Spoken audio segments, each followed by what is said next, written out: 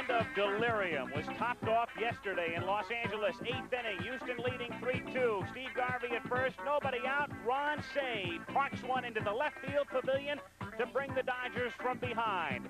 They led 4-3, held on in the 9th inning to beat Houston. Final score, Dodgers 4, Astros 3. After 162 regular season games, the teams wind up in a tie. Today, a one-game divisional playoff. And now we're live from Dodger Stadium in Los Angeles. Look around. They have drawn better than 3.2 million with today's crowd, a sellout. A lot of people stayed here overnight, waited in line for the ticket windows to open this morning. A crowd of over 50,000 will look on.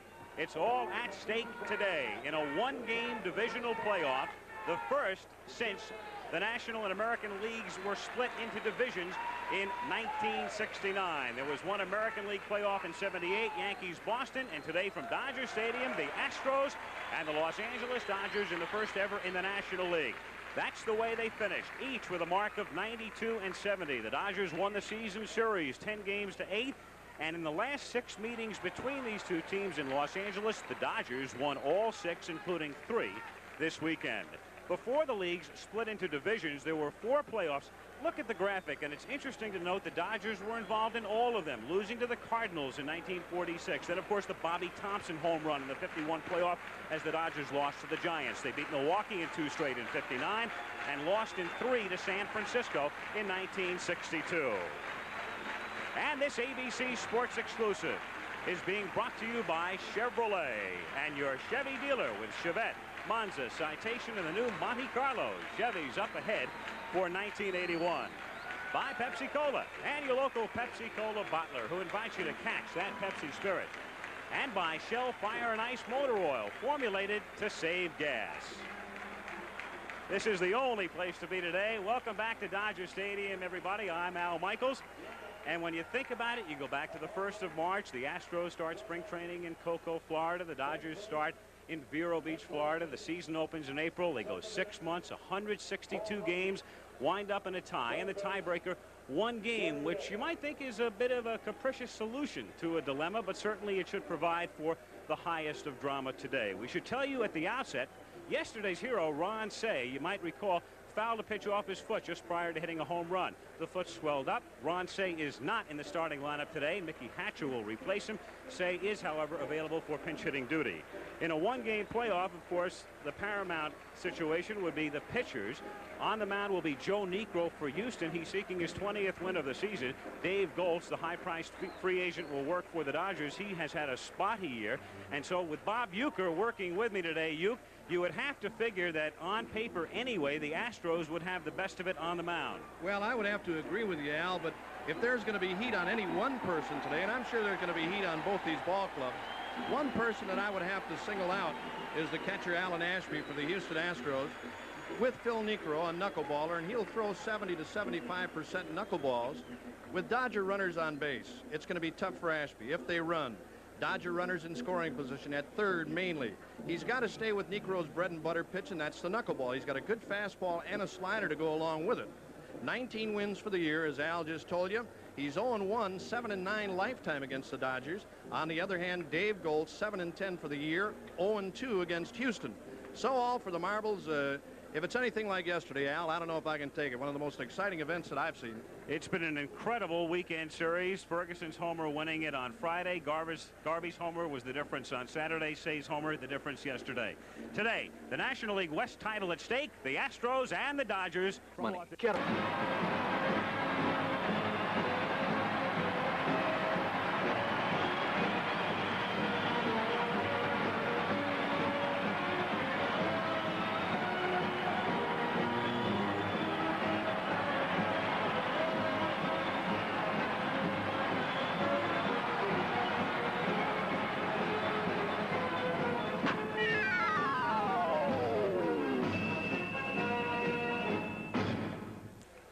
Weather-wise, it is a day much like yesterday. Temperatures in the 70s. It's quite smoggy in Los Angeles.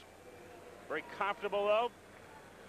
And the crowd settling in as the Dodgers will be taking the field very shortly. They came in with their backs to the wall on Friday. 3 back, swept the final regular season series of the year, and today the one-game playoff. Crowd rising now at Dodger Stadium in L.A. Tony Tennille approaching the mic in center field for our national anthem.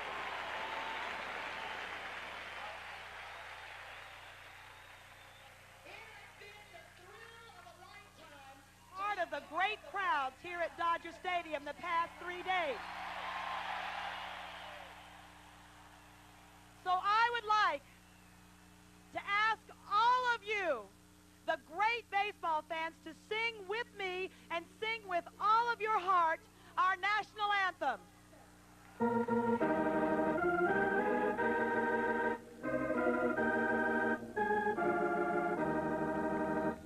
Oh, say, can you see by the dawn's early light what so proudly we hailed at the twilight's last gleaming, whose broad stripes and bright stars through the perilous fight o'er the ramparts we watched were so gallantly streaming, and the rockets' red glare, the bombs bursting in air, gave proof through the night that our flag was still there.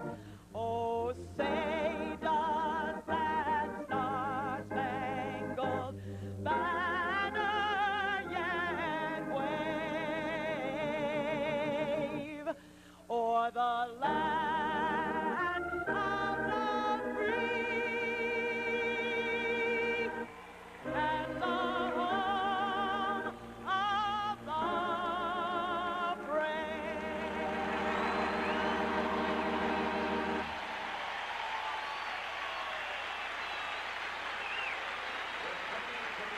Tony Tennille with our national anthem. A crowd of better than 50,000 at Los Angeles today. They're on their feet still. The rhythmic clapping beginning. We've seen it all weekend long. They used to call the Los Angeles crowds blasé and listless, and forget those definitions as the Dodgers take the field. That's another fantastic day here, Al. The Dodgers pulling out all stops with Tony Tennille singing the national anthem.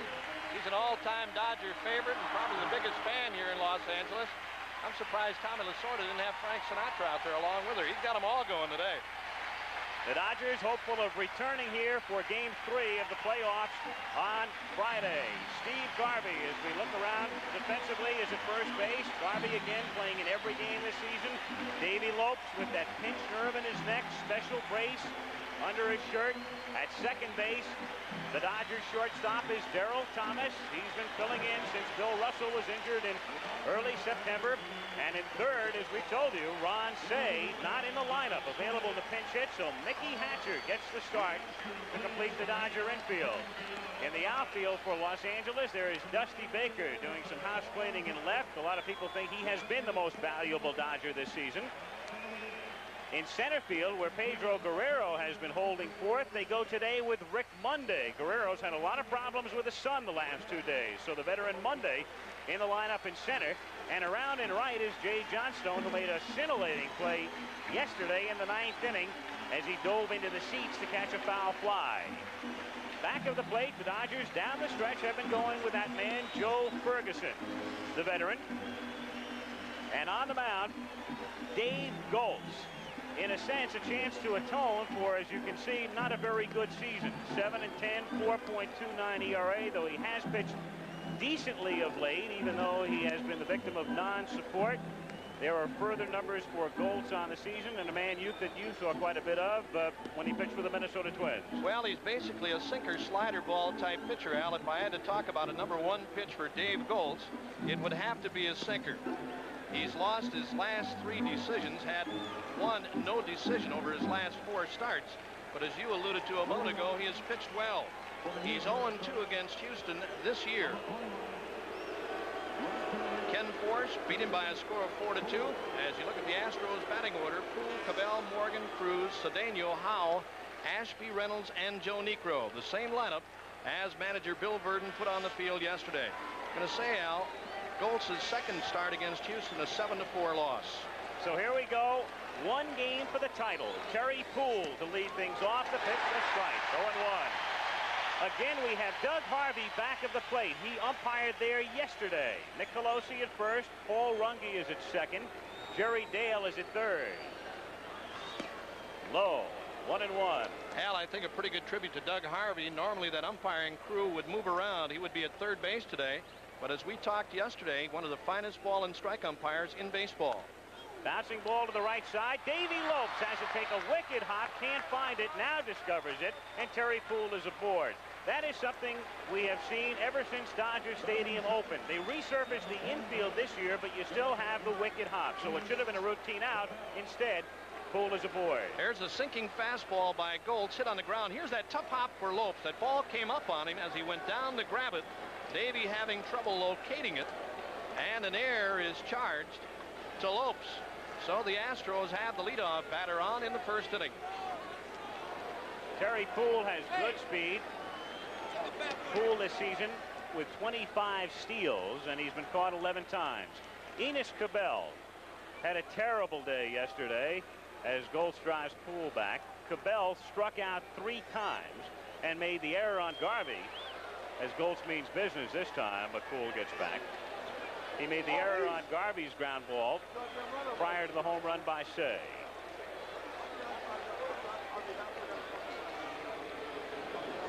Pitch out and nothing doing. 1-0 the count.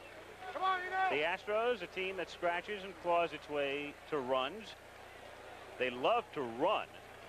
They have 6 players with 20 or more steals this season, including Poole at first base. Pretty good indication, Al, on the first pitch to Cabell what the thinking is as far as catcher Joe Ferguson is concerned. Pitching out with Poole on, looking for something moving right away. Goltz backing off the rubber. There goes Poole, and the 1-0 pitch is fouled away. So they start Terry right away, and Enos fouls it back. 1-1. Al, you looked at that pitch from Goltz that time on Cabell. They have Hatcher playing up close at third for Cabell. And as I said at the top of the telecast, Goltz will basically try to stay in tight on right-handed batters. He'll pitch on your fists mostly throughout the course of a ball game. He's got a good slider and a curveball too, but as I said, if he has to get you out, he gets in a tough situation, he'll go to a good sinking fastball. 1 ball, 1 strike the count. Again driving Poole back.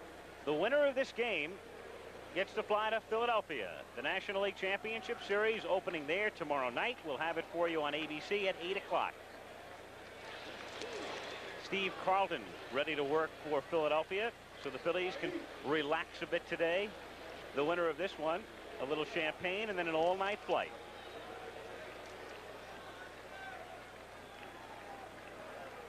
The 1-1 pitch is another pitch out, juggled by Ferguson, but Poole wasn't going, and the count is 2-1.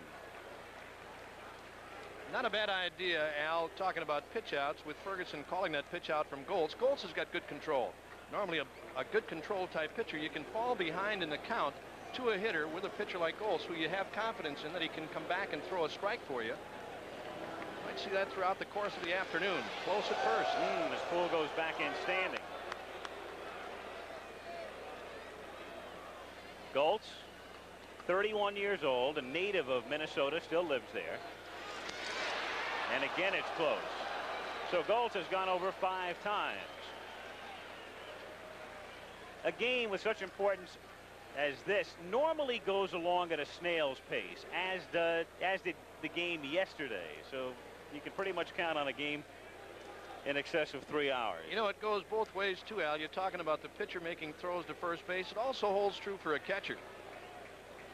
The 2-1 pitch is lined into right center field for a base hit. Poole round second, goes to third as Monday's throw comes into Thomas. So the Astros, on an error and a single, have runners at first and third and nobody out, and Joe Morgan coming up. Not a bad pitch that time by Goltz. Cabell just went down and got it and punched it into right center field. My point being a moment ago, Al, that with the catchers, you look one more time, there's that sinking fastball by Goltz. Not a bad pitch at all, but Cabell went right down after it and drilled it into right center. going to say a catcher at times, Al, you hesitate once in a while when you go down to put down a sign. You second guess yourself every once in a while. That's, as you were talking a moment ago about the course of a ball game, taking maybe a little extra long when you're talking about a game of this magnitude anyway. Joe Morgan at the plate with runners at first and third. The Dodger infield at double play depth. Morgan bothered by a bad knee. Joe has not had a good series here. 1-0. The Astros have been very tentative at the plate in the 3 games here. They have gotten no production from Morgan, Cruz, and Cedeno. They're 3, 4, and 5 hitters. They're vital. Close at first as Cabell gets back. Enos can run.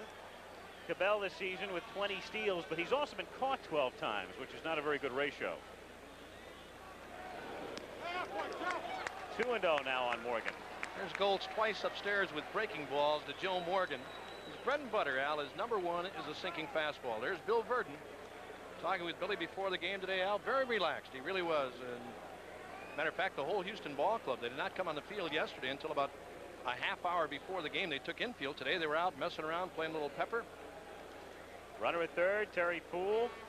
Enos Cabell at first. Nobody out, no score. Top of the first, and the Dodger bullpen getting busy already as Morgan checks his swing, but the pitch in there anyway for a strike. 2-1, and then Harvey says he did come around. He made the call himself. Did the plate umpire. 2-1. In the Dodger bullpen, Rick Sutcliffe up and throwing. Morgan fouls it back, and the count is 2-2. Of course, your bullpen on a day like today is simply everybody. There is Sutcliffe, who was a starter last year, had a great rookie year, but this year a whole other story, as you can see by the numbers. And throwing back of Goltz in the first. Goltz, by the way, had to come out of his last start at Candlestick Park in San Francisco on Thursday with a pulled calf muscle. So he's working with 3 days rest. 2-2. But you're liable to see anybody today, and certainly yesterday. Same situation when Don Sutton made his first relief appearance in over 4 years to get the final out. 2-2 to Morgan is outside, 3-2. So a full count and nobody out. You would think that Cabell would be going on this pitch. And of course you look at Joe Morgan too, Al. He's only struck out 45 times this year. He's a good contact hitter. The runner at third is Poole, and at first base Enos Cabell. Goltz paying a lot of attention to Cabell. The count on Morgan full. They send the runner, and it's foul tipped, and Ferguson can't hold it. So Morgan just barely stays alive, and Fergie can't hang on as Cabell retreats to first. Joe Ferguson, one of 3 Dodger catchers, and the man that they have gone to down the stretch. Steve Yeager and the rookie Mike Scioscia are the others. Again, Cabell goes. Morgan strikes out to throw down to second, and they do not get him. Somehow Thomas misses the tag on what looked like a double play, and a big break for the Astros. Instead of 2 out man at third, it's 1 out and second and third. Big break is right, Al. The throw from Ferguson that time was high. You'll look at the jump by Cabell. Ferguson had plenty of time. As a matter of fact, he may have had too much time. You saw Cabell take a look at the plate. There's the high throw, and the tag is late. Here's Tommy Lasorda coming out now. One more look from a different angle as Cabell breaks for second, looking at the hitter. And the throw from Ferguson is high. The head first slide, and Thomas late with the tag. And Darryl Thomas may be hurt, Al. Thomas is shaken up, and so is Cabell, so both trainers come out. The last thing the Dodgers need, of course, is another injury. Reggie Smith is gone for the year. Ronce is out of the lineup today. Russell's gone for the year. See another angle here. There's the high throw, pulled down by Thomas. The head first slide by Cabell, and he's in. His lead hand appears to be on the bag as Thomas tumbles over the top of him, and Darryl may have jammed his shoulder slightly, Al, when he came down. Ferguson had plenty of time.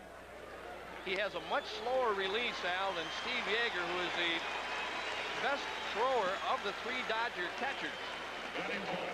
But a big stolen base for Cabell, and we were talking about the fact that Morgan does not strike out that much, Al. That's the 46th time this year, and a good sinking fastball from Goltz. So the runners are at second and third, and Jose Cruz, the batter. By the way, as you look at the numbers, today's game will count as far as individual statistics are concerned for the regular season. 1-0 the count. So that's why Joe Niekro, if he picks up the win today, would be a 20-game winner, have the benefit of the extra game. Infield back, except at third. The pitch is a strike, 1-1. Boy, Goltz has got such a good moving sinker, Al. That ball, he may start it around the inside or the middle of the plate to a left-handed batter and have that ball run away to catch the outside. He's a tough guy to pull, but Cruz is that kind of a hitter. He likes to hit the ball to the opposite field. Cruz is 1 for 13 in the 3 games here. Another strike, 1-2. Oh, he's got a good one today. Goltz trying to work out of a jam before a sun-baked crowd in L.A. No score, first inning. Runners at second and third, 1 out, and 1-2 the count on Jose Cruz. Bouncing ball to Hatcher, the runner coming home. The throw to Ferguson. They do not get him as Joe dropped the ball. They had the out. Harvey was ready to signal out, and Poole coming in hard dislodges the ball from the mid of Ferguson. So the Astros lead 1-0 and have runners at first and third with only 1 out. Terry Poole literally stealing a run. Al, the Astros, as they did yesterday, jumping out on top. Here it is again. The ball hit to third. Here's Hatcher now, and plenty of time, and Ferguson plenty of time for the tag. The hard slide by Poole, and you'll see the ball pop away from Ferguson, and the Astros lead. Here it is one more time. Hit toward the left side. Hatcher's got an easy play. You're looking right in on Ferguson. Great shot, and the ball popping away. That is an error. Charge to Ferguson. It's interesting. Hatcher taking over for Say at third. You've got 2 ways to go with that ball. He decides to come home. You might think about also going 5-4-3 for the double play. Cedeno hits a little squibber. Lopes has to back up. A run will score. They get the out at first base. But Enos Cabell crosses the plate to make it 2-0. So 2 Dodger errors in the inning, and the Astros, as they did yesterday, drawing first blood here today.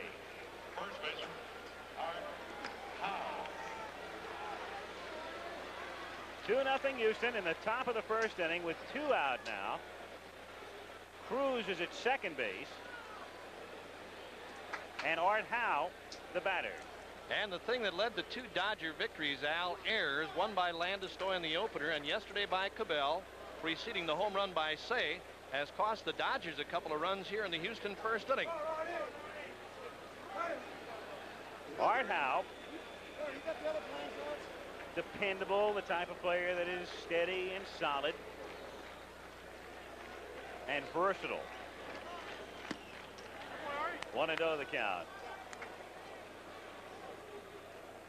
Cruz at second. You tend to think in almost cliche terms in a game like this. Leonard Coppett, the great writer, formerly with the New York Times, now with the Peninsula Times Tribune up in Palo Alto, California. He said, it's too bad we've wasted all of our greats and terrifics and tremendous. How else do we describe this? Bouncing ball, great stop by Hatcher at third. The throw on a hop is too late, and Cruz moves to third. Mickey Hatcher at least saved a run, but the Astros still going here in the inning as Hatcher gets a hand. Oh, what a play by Hatcher. Here it is again. Diving backhanded play. As Al said, he saved a run. He tries to make a play on Howe at first base late to throw to Garvey, but saving a run. May have been a blessing in disguise, Al, as this game goes on with Say not in the lineup today, nursing a hamstring and a bad foot. With Hatcher in there, that ball may have gotten by Say, leading to another Houston run. And then again, like I say, though, you go back, does Say take Cruz's ball to second, or does he come home with it? You don't know. Ashby takes outside, ball 1. If they turn that into a 5-4-3 double play, the inning is over with no scoring.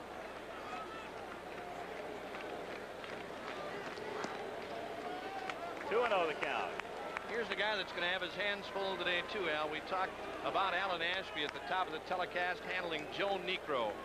A guy who is so very tough in the situations where you have runners at first, throw to first base by Goltz and a bit late. Runners at third especially. Well, having caught 3 knuckleball pitches, I know the kind of pressure it is. You got to stay with the bread and butter pitch, and it's the knuckleball for Niekro. The 2-0 delivery is hit in the air to shallow left field. Dusty Baker shades down, has it for the out. But the Astros doing some damage initially as they pick up 2 runs, 2 hits. There were 2 errors and 2 left after a half. The Astros 2 and the Dodgers coming up. Hold it. Hey, guys. All right, stop fooling around. Calm down. Hold it down. I mean, this is the first Light Bay alumni picture. Okay, a little respect. All right, everybody here? Everybody who is somebody. Oh, very clever. All right, smile, will you? Knock it off. Continuing cool with Ashby back at the plate and Niekro on the mound. I want to point out something here, Al. With Niekro in the first inning, of course, his brother Phil, a great knuckleball. right-hander with the Atlanta Braves. They have 2 different type knuckleballs. Joe will throw his knuckleball a little harder. I don't think it has the break that Phil's does. It will break sharply, throws it hard, much tougher for the catcher. You know, you get beat up a little more with a guy like him. But basically a lot better fastball than his brother Phil. He can throw decent with a fastball. He's got a good slider, too. Davey Lopes to lead off. Houston leading 2-0 in the first inning, and Lopes takes up and away. I love your line, the classic line about how do you catch a knuckleball? Wait until it stops rolling and then just pick it up.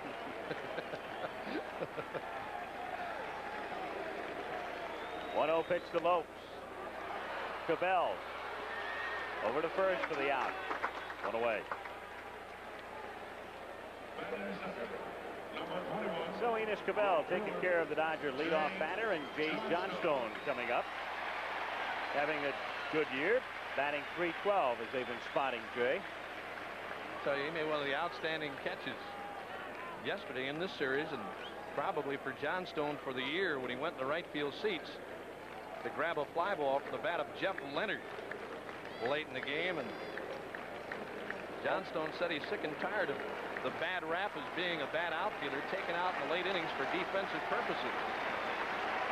Story in the paper this morning about a supposed shouting match between Johnstone and Lasorda preparatory to Jay going to the outfield as he looks at a strike in the 9th inning. Talks to Lasorda about that before the game. He said, nah. He said, look, he said, my best defensive right fielder is going to be in there regardless. He didn't talk me out of anything. Now, you catch Tommy Lasorda in a restaurant, he orders the same way. He shouts. I'll tell you, Al, there were so many big plays in that game yesterday. The home run by Say, but defensive plays, and just a great ball game yesterday in the whole series for that matter. 1-1 to Johnstone. Hit on the ground to Morgan. 2 down. Been quite a series. Tommy Lasorda, of course, in a series of this magnitude, errors have played a key part. Sometimes it's difficult to remember where the runners are. Sometimes it's difficult for your play-by-play announcer to remember where the runners are. Al, you know the funny thing, and this is the truth. Yesterday, sitting up here during that ball game, I tell you, you get so nervous. You get more nervous sitting up here. Down on the field, you don't ever think about things like that. You know, as a player in a big ball game, you don't really think about letting a ball go by or making a bad pitch or calling a bad pitch. But certainly sitting upstairs here, both of these clubs fighting and battling, you get tight up here. Here's your prime example of a knuckleball. That's a strike and winds up going to the backstop. You get a good shot of the knuckleball from center field. As I said, Niekro throws it a lot harder than his brother Phil, harder than most knuckleballers would. It will break a knuckleball from Phil Niekro, Al, if I can describe it. It's kind of hard to describe sometimes unless you can show it. Will dance 3 or 4 times different ways, but it has a much bigger break. This guy's is sharper, and he basically tries to stay downstairs. 0-2 the count on Dusty Baker. Missing away. There's a beauty right there. Al, when you look in from center field, you'll be able to tell when Niekro goes to the knuckleball. Watch his glove open up. Watch this knuckleball break, folks. Oh, that's tough. The next pitch is wrapped foul outside third, and the count holds at a ball and 2 strikes. I was going to say, Al, when he goes to his windup, watch Niekro's glove. If we show the shot from center field, he'll open his glove to get the knuckleball grip, to put his knuckles, dig his knuckles into the baseball. You don't have to do that if you're throwing a fastball or a slider. See what he does here. There it is. Got him swinging. So Necro's knuckleball working effectively in the first inning. The Dodgers go out quietly, 3 up and 3 down. End of 1. Houston 2, Los Angeles nothing. A Select Division 650, maximum 6-hour recording time, an unsurpassed 14-day memory, and remote control special effects like slow motion, picture search, and stop action. Nobody gives you more VCR than Select Division 650. Let RCA turn your television into Select Division. Prior to hitting the home run that won the game in the 8th inning, he fouled a pitch off his foot. It swelled up overnight. Not in the starting lineup, replaced by Mickey Hatcher today, but available to pinch hit if needed. So the Dodger injury woes continue. Second inning, Houston leading 2-0. One-game divisional playoff. The winner, the champion of the National League West. And tomorrow they'll meet Philadelphia in the first game of the National League Championship Series. Craig Reynolds loops one by Thomas into left center for a base hit. Hit number 3 off Goltz. So the number 8 hitter gets aboard. And up comes Joe Necro. Another sinking fastball that time, and not a bad pitch. It may have been up, but it was on the outside part. Basically the kind of a hitter that Reynolds is, Al. He'll try to slap that ball to left field, and he did just over the outstretched glove of Darryl Thomas. Necro, very good hitting pitcher. And it's interesting because over his career he has not been a very good hitting pitcher. His lifetime average prior to the season was only 149, so he's nearly doubled it. He's around to bunt and takes inside. He's got 1 home run in the major leagues, Al. Off. You know who that's against? You betcha. Family affair. He hit his only major league home run against his brother Phil and beat him a ball game 4-3. You don't think Phil grooves one, do you? Necro is a good bunter. He has 15 sacrifices this season. Reynolds at first base and nobody out. Hatcher in on the grass at third. Bunted foul. 1-1. The first time the National League has had a divisional playoff. They went to the system in 1969. Remember, prior to that, 1 league, 1 winner, and on to the World Series. Breaking into divisions in 69. There's been 1 prior intra-divisional playoff in the American League with the Yankees beating Boston in 78. Bunted out in front of the plate. Ferguson will make the play at first base, and Necro does the job as Lopes gets the put out 2-4. So Reynolds advancing to second, and with 1 down, the top of the order now, and Terry Poole. Terry Poole, right field. Poole hitting the ground ball that Lopes couldn't handle on the erratic hop in the first inning. Reaching on the error. Terry has muscled up a bit this year, and it's been by design. He's hit 13 home runs and leads the club in that department. 1-0. And I want to point out something here with Goltz against left-handed hitters. I think you find this a lot with right-handed pitchers. They're basically afraid sometimes to come inside because the margin of error is kind of small inside. But Goltz has got to work inside, too. And I'm not only talking with breaking balls. He's got that sinker to start off the inside corner and come back to catch it. Bouncing ball to Garvey. Nice one-hand pickup. Runner advances to third. 2 down. So Reynolds moves over. And Enos Cabell coming up. If you can imagine a left-handed batter up there against Dave Goltz to start that sinker off the inside corner. His sinker will run maybe 3-4 inches. To start it out as a bad pitch, you'll find hitters have a tendency to give up sometimes on a pitch like that. You can't keep staying away. I know that. He's got to pitch inside. He goes to work on Cabell. Enos a base hit in the first inning. Astros leading 2-0. They came into L.A. on Friday with a 3-game lead. That has evaporated. And it's all on the line today.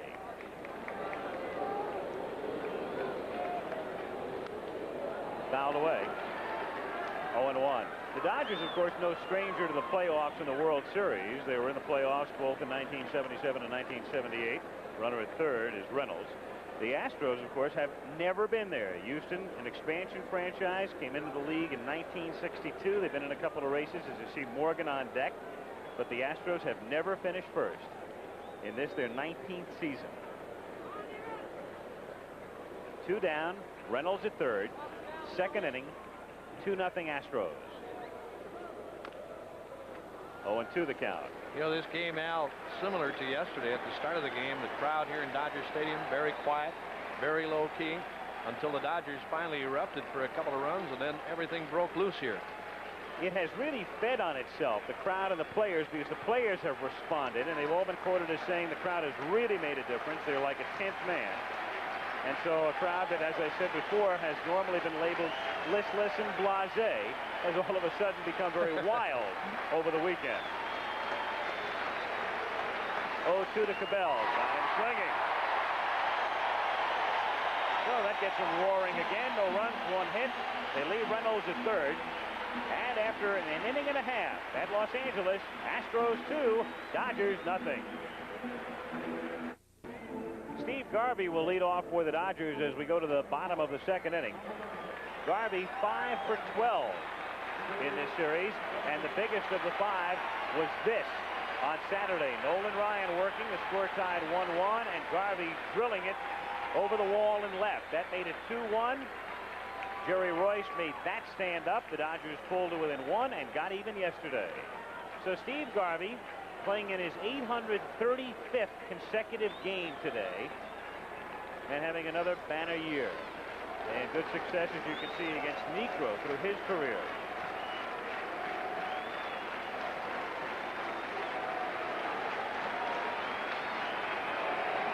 Tommy Lasorda, like everybody else here, he's been through the ringer since Friday. Except Tommy's had 3 celebrations and Burton's had none. That's the difference.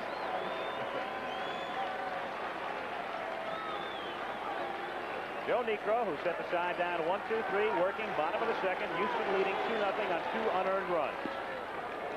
1-0. I think you'll basically see Alan Ashby stay with the knuckleballs from Niekro, Al, until he falls behind in the count. You don't like to get too smart. If a pitcher like Niekro's got the good knuckleball going, why mess around with something else? There's a good one, but he missed off the outside corner. The ball getting away from Ashby. I know you have a tendency as a catcher sometimes, falling behind, or even if a pitcher like Niekro is working good with a knuckleball, you get smart once in a while. You say, well, this guy's looking for a knuckleball. I'm going to go to the fastball or a slider, and pow. 2-0 pitch is popped up in foul ground and drifting back out of play. Look at all the knuckleballers. I'm talking about the Wilhelms, the Tiefenauer, Barney Schultz, Joe Niekro. The one thing that separates Joe Niekro from the rest, Al, is the fact that he's got a fastball that he can throw around 87 to 88 miles per hour and a good sharp breaking slider. That's the big difference. The longevity of knuckleball pitchers has been amazing. How many we see in their 40s. Wilhelm, of course, continued on till he was almost 50. Popped up. Morgan and Hauer right there, and Joe says he'll handle it and does for the out. So 4 in a row set down by Niekro, and with 1 down, Rick Monday will be coming up. There's my point, Al. He got inside to Garvey that time with a fastball and popped him up. Rick Monday.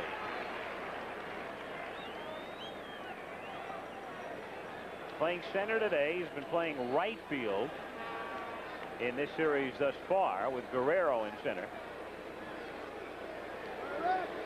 But Pete out of the lineup today. Niekro 19 and 12 on the year. Joe 35 years old. 1-0.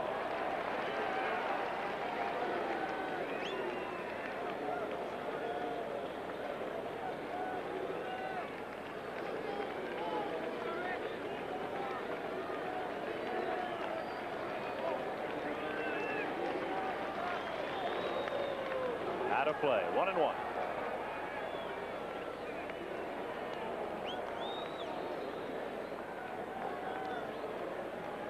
On deck, Joe Ferguson. With Say out of the lineup, they've moved Fergie up in the order today. Hatcher dropping to 7.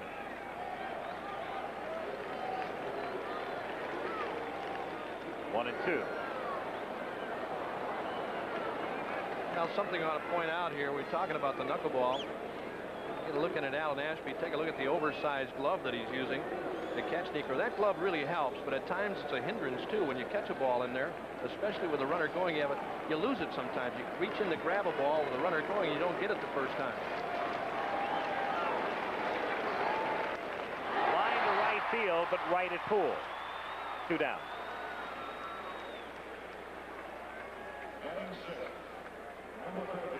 Two away. 5 straight set down by Niekro now. And Joe Ferguson coming up.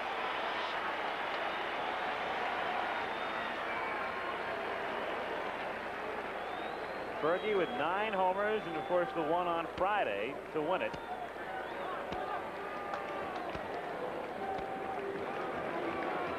Ferguson with only 2 hits against Houston this season. 1-0. And Joe loves this park. He has hit 8 of his 9 home runs at Dodger Stadium. 2 out, bases empty, and the 1-0 pitch to Ferguson. Missing away. 2-0. Bill Burton, man who knows that the champagne is on ice, that the charter is ready to go to Philadelphia. But he's known that champagne's been on ice since Friday. I'll tell you, about 8 or 10 of the bottles popped yesterday from the heat. I hope they age well. Wasted.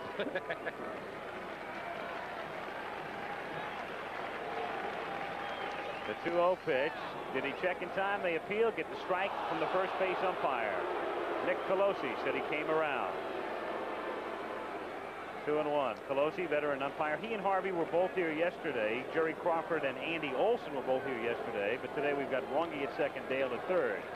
Crawford will be handling the playoffs tomorrow. A strike in the count, 2-2. Boy, there's an excellent slider by Niekro.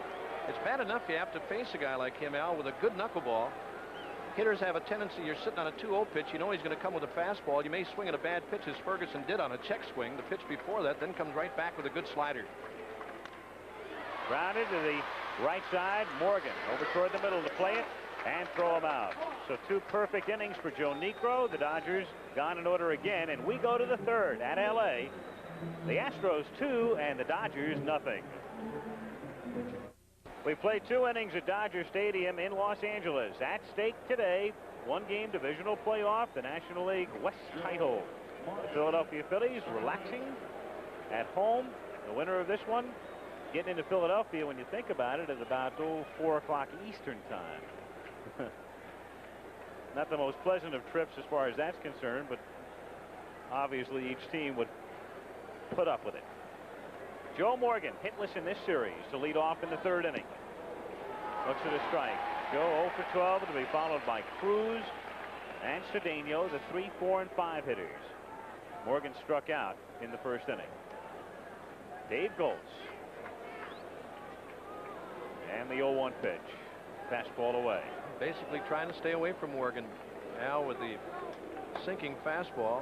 First one good for a strike. He missed outside that time. Hit in the air to right center field. Johnstone coming on. 1 out.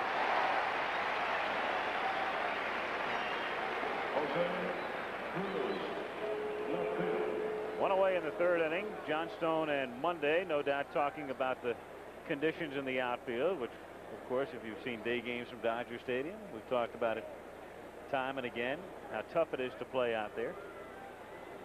Primary evidence would be Guerrero over the past couple of days. 1-0 the count on Cruz. There's Cedeno on deck.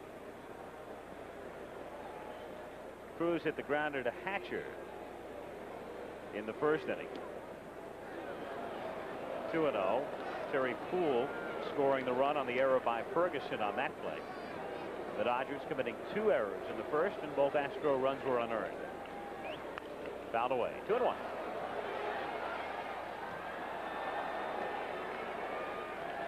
Gold still trying to stay away, Al, with the left-handed batters. Cruz every once in a while will sting you. Got 11 home runs for the year. He gets something off speed inside. He'll try and turn it around on you toward right field. Hit into left field for a base hit.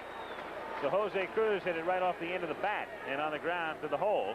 Hit number 4 for Dave Goltz, and Cedeno the batter. He's had such a tough series. Talking about Cruz, And he's basically an opposite field hitter with a guy like Goltz who basically tries to stay away. He'll try to slap the ball, which he just did. But he's had a tough series, along with Cedeno. Cesar drove in a run in the first on a ground out.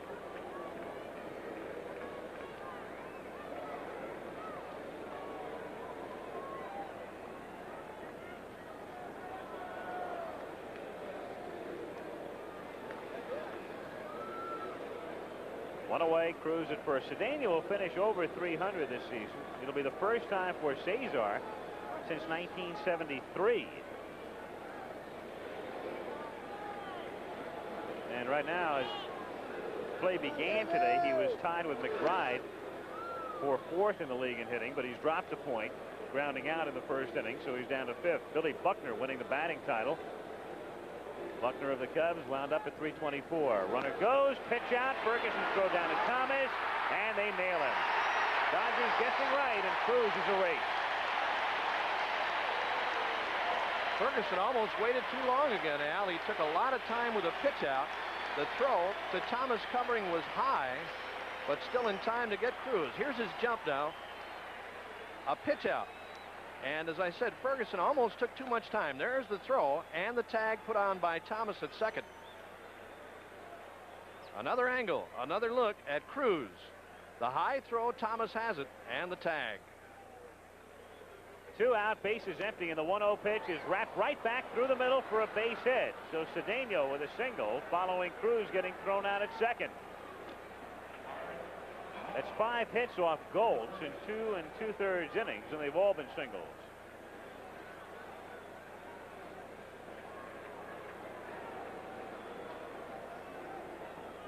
Art Howe. Howe a base hit in the first.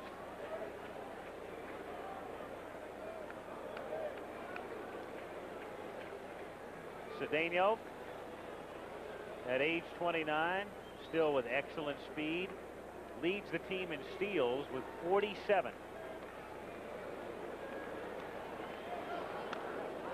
0-1.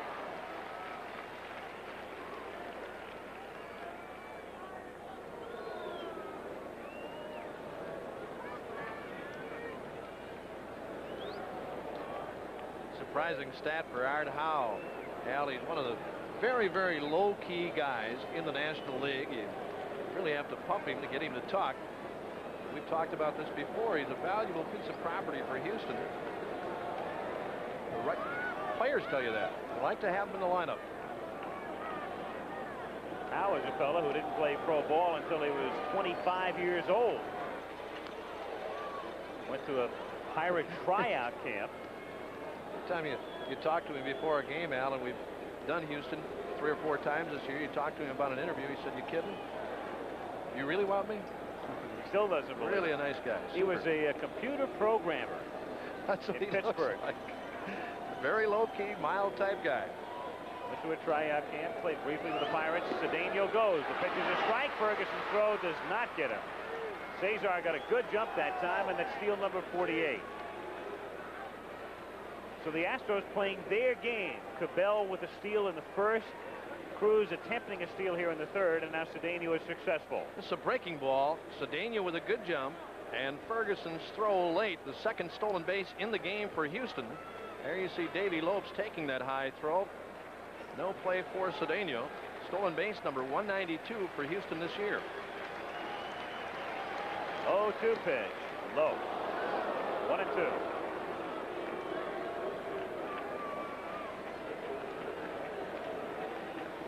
Astros 2, Dodgers nothing. We're in the third inning with 2 out, and Cedeno at second base.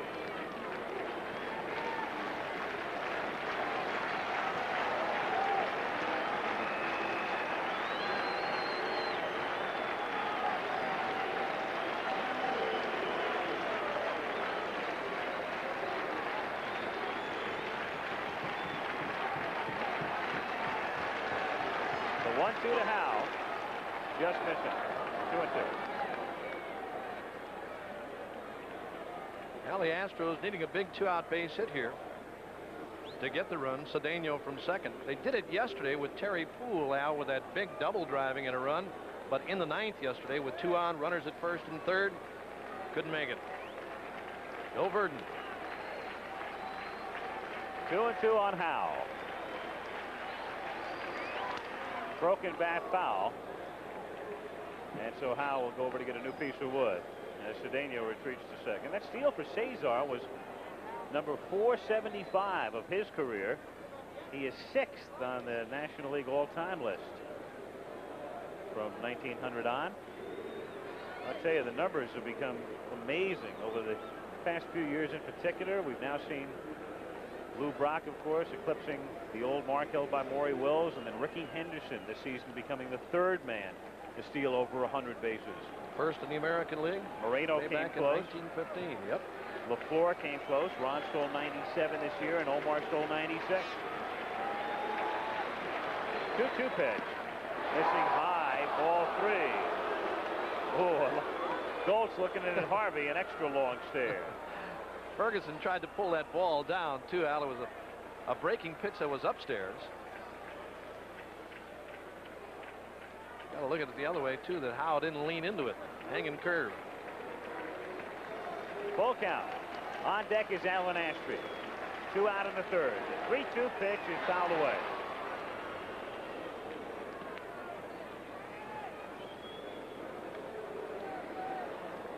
The National League Championship Series getting underway tomorrow in Philadelphia. You'll see it on ABC at 8 Eastern time. American League Championship Series commencing Wednesday, day game, 3 o'clock Eastern.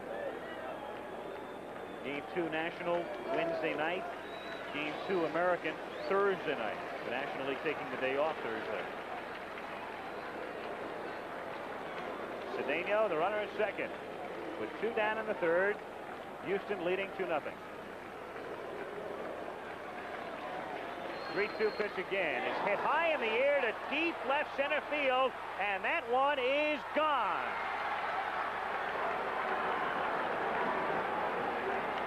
Well, the Dodgers have been coming from behind all weekend, but now they are 4 in arrears. 4-0 Houston.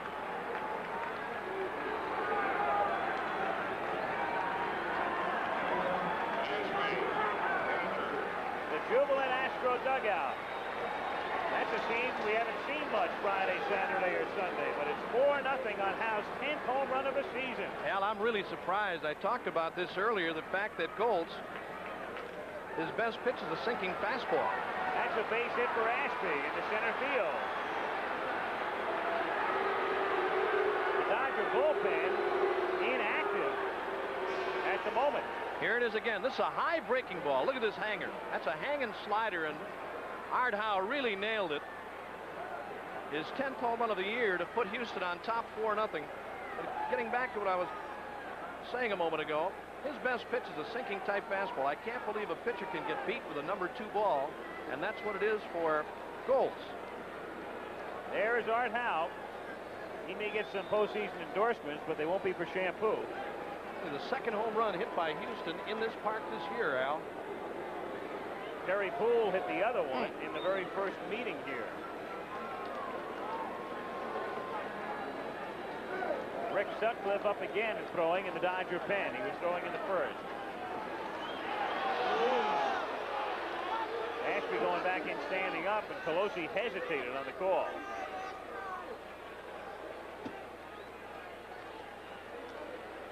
Reynolds got a base hit to lead off in the 2nd.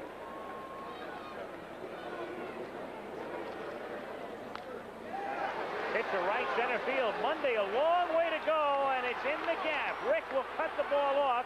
Ashby is being waved in. Here comes the relay from Lopes, and he nailed it. And look at Ferguson, and the benches are emptying. Both benches emptying. Doug Harvey saying, go back, go back. No further confrontation. But the tension of a divisional playoff. There's Bob Lillis. Alan Ashby couldn't get to the plate. Doug Harvey, cooler heads prevailing. So both benches emptying on the play at home, in which they throw out Ashby trying to score on Lopes' relay from Monday, and the inning is over. Bill Verdon having his say, and there is Ferguson, the man who was able to take the play away from Ashby. Here it is again. This is the base hit by Reynolds. They were playing him toward the opposite field. A bare hand grab by Mundy and a good throw to Lopes. Leopard trying to score Ashby. Here's the throw from Lopes, and you'll see what the incident was all about following the tag as the collision is made. Ashby, now watch Joe Ferguson with a knee. Right there. That's what the problem's all about. The Houston bench upset.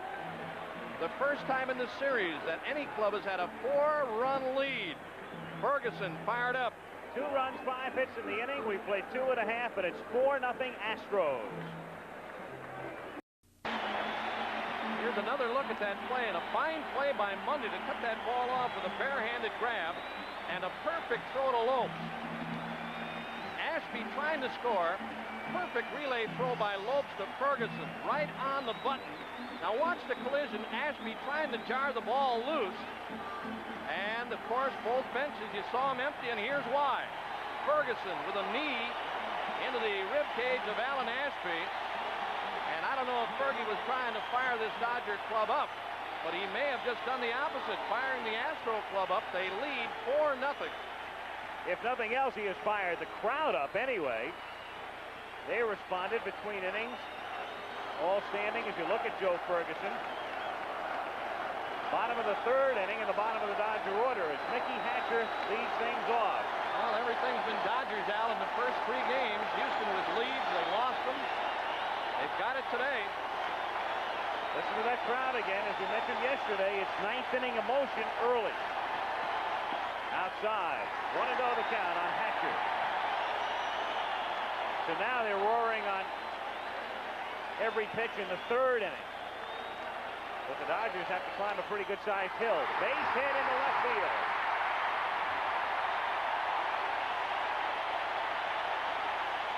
Mickey Hatcher in only his 2nd season.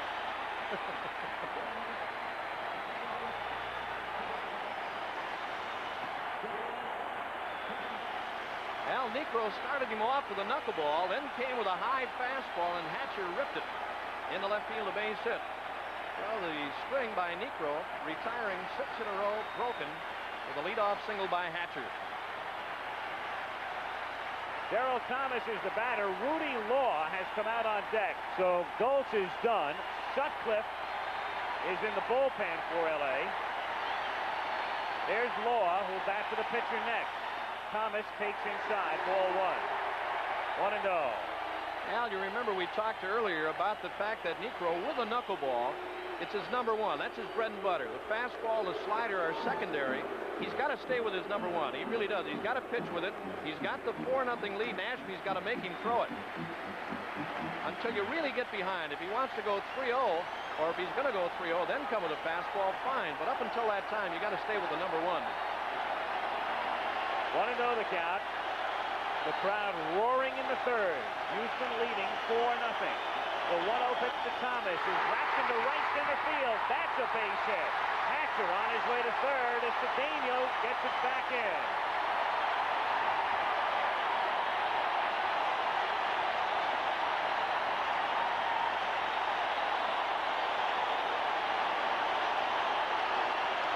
If nothing else, there will be a tremendous run on throat lozenges in Los Angeles tonight. Boy, amazing again, Al, as they did yesterday. Everybody here at Dodger Stadium is standing, and again, Bill Verdon trying to figure it out. There's a fastball again from Niekro. Right down the pipe. And the base hit by Thomas, putting Dodger runners at 1st and 3rd. I'll tell you, they got to beat me with my best pitch. Rudy Law, a rookie sensation early in the season, started to fade a bit, then came out of the lineup. Coming up as a pinch hitter in the 3rd inning. Rudy looked like he'd be the Rookie of the Year in the National League through April and May and part of June. Batting for Goltz here in the 3rd. And Bill Verdon with his ace on, no activity in the Houston bullpen, staying with Niekro. All belongs to him today, trying to nail it down.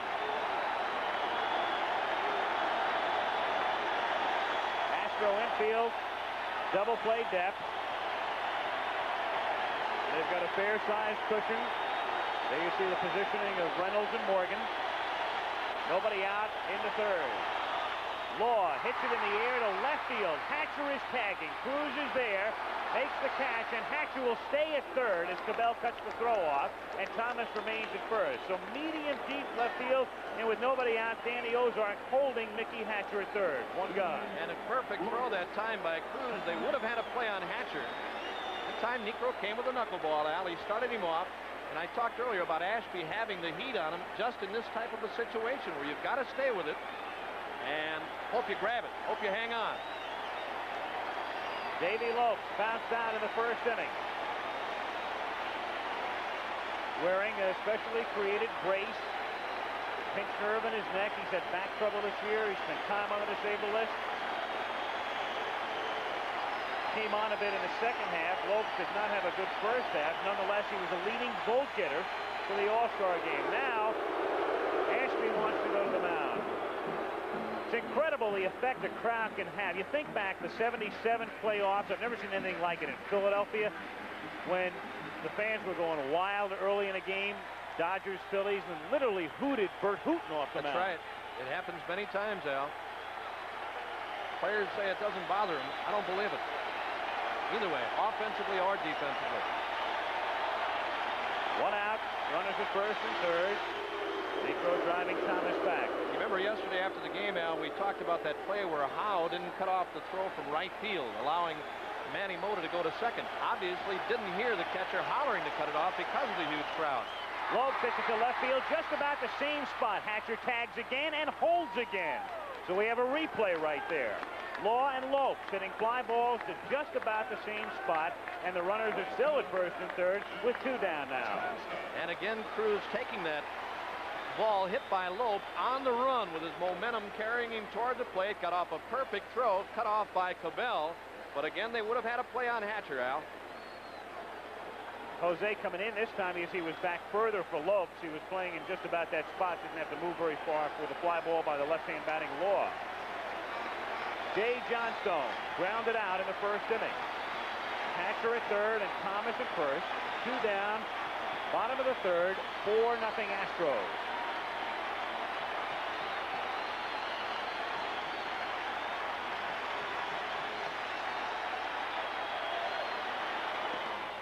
A strike. Now, it's such a big inning with the knuckleball right there, handled by Ashby. If Niekro stops the Dodgers here, he may also stop this crowd for a while.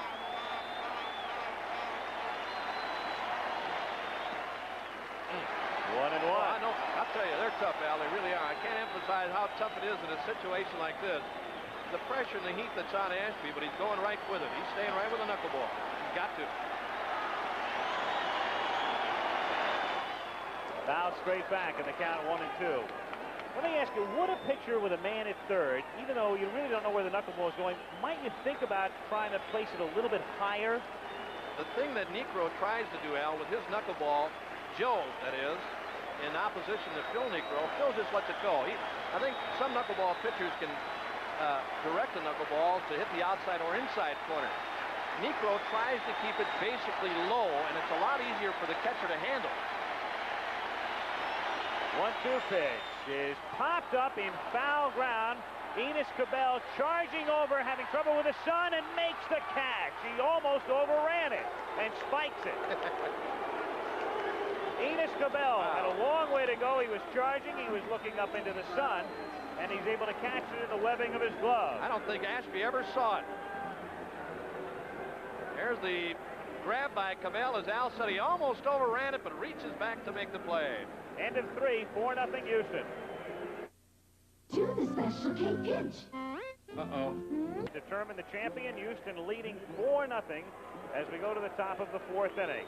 A reminder, coming up a big one, NCAA college football this Saturday at 12:30 Eastern, unbeaten Texas against once-beaten Oklahoma. The Sooners lost to Stanford 2 weeks ago, but last week beat Colorado 82-42 in Boulder. From Dallas, a classic always, year after year, the Sooners and the Longhorns, Saturday. Tommy Lasorda, not particularly thrilled about what he saw in the bottom of the third inning. The Dodgers had 2 on and nobody out and couldn't score. Houston leading 4-0. We go to the fourth inning. The new Dodger pitcher is Rick Sutcliffe, and he'll work on his opposite number, Joe Niekro, leading off, and Terry Poole and Enos Cabell. Niekro sacrificing in the second inning. 1-0 the count. Sutcliffe in his 32nd relief appearance. Last year, Rookie of the Year, he was 17-10. 2-0. This year, in the starting rotation early and then came out. Bill Burden, the Astro manager, his team with its biggest lead in this series. A strike here, and the count 2-1.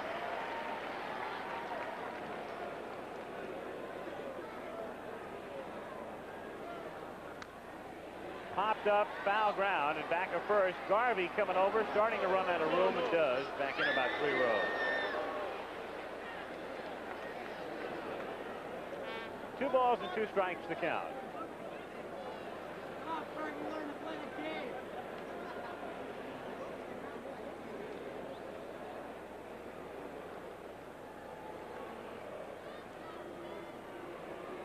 The Astros with 4 runs, 8 hits through 3.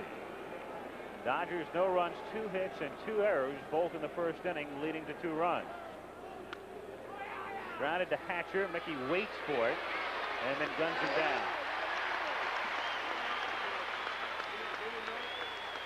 One away now in the fourth inning. Terry Poole safe on an error and grounded out.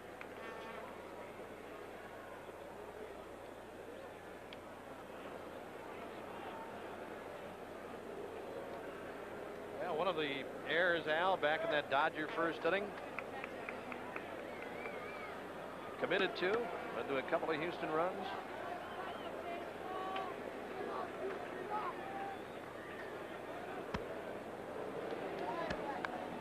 Trying to bunt his way on. Hatcher can't barehand, and Poole is aboard. Mickey was inching in and was on the move trying to barehand it and can't make the play. It would have been a tough play for him, Al. Here's a good bunt by Poole. And as you said, Hatcher was inching up toward the plate. There's the try for the barehanded play. He can't make it.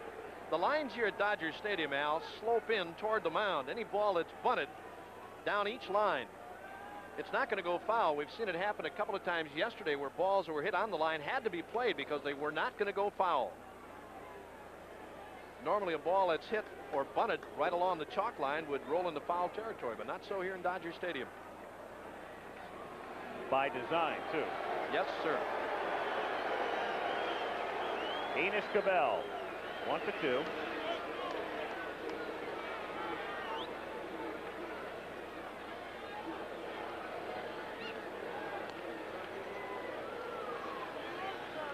Poole can run.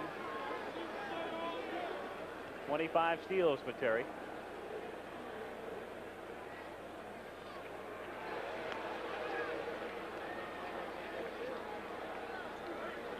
So Cabell still waiting patiently at the plate.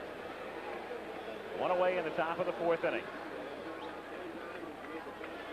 There's a pitch out, and Poole remaining at first. You know, the 3 pitch outs that Ferguson has called today, Al, were pitch outs. You remember the game yesterday where he called 2 pitch outs and they were strikes? With Valenzuela. He had stepped out to take a pitch out, and both of them were hit. 2 of the 3 were hit.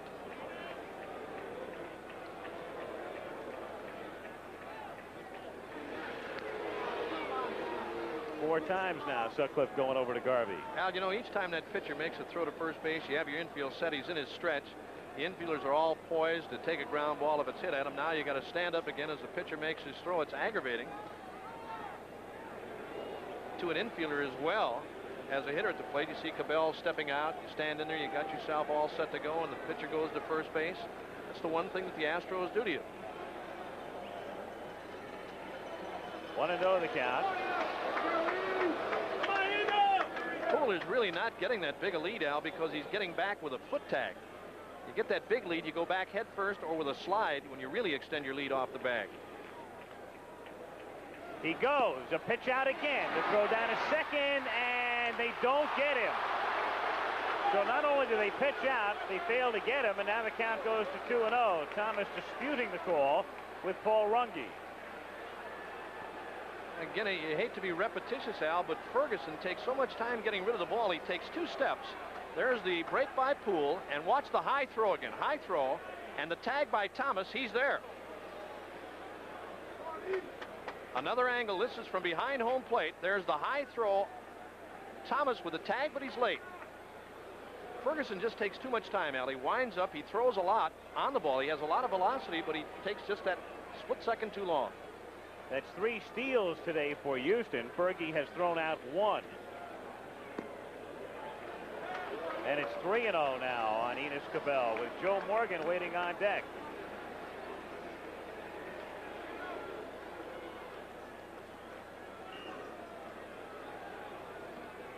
Poole at second. 1 out in the 4th inning.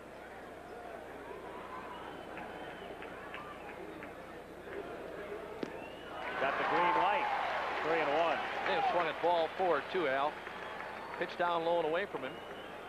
Missed it swinging. Sutcliffe has an excellent changeup. His fastball, curve, hard curve, and a good change. He missed on a 2-0 change to Cabell to take him 3-0.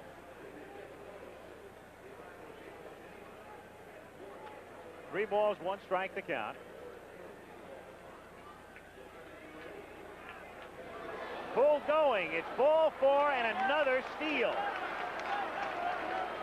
So that's 4 steals now. As Enos Cabell draws the walk. And the Astros have runners at first and third. And Ferguson wisely held on. He had a big jump, Al. No chance for Ferguson that time. You saw Hatcher break late toward the bag, but there was no play on him. No chance for Ferguson. He had a big jump against Sutcliffe. The Dodgers playing raggy, Al. Ferguson's throw back to Sutcliffe after the steal. The ball popped away from Sutcliffe between third and short. It was retrieved by Hatcher. But the runner at third, Poole, not watching. So most of the pressure today figured to fall upon the shoulders of one Alan Ashby, catching the knuckleball from Niekro, and instead it's Ferguson whom they're running ragged. Well, he's done a good job, Al. Ashby through the first 4 innings here. Dodger infield double play depth as Morgan takes low for a ball. 1-0 the count, and the Dodger bullpen swinging into action again.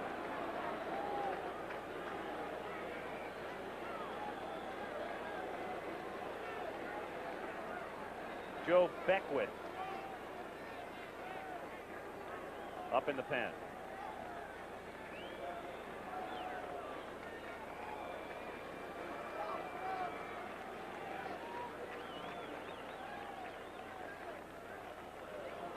One-0 to Morgan. Missing, low and in, ball 2. 2-0 the count. Houston leading 4-0 with Poole at third and Cabell at first. 1 away.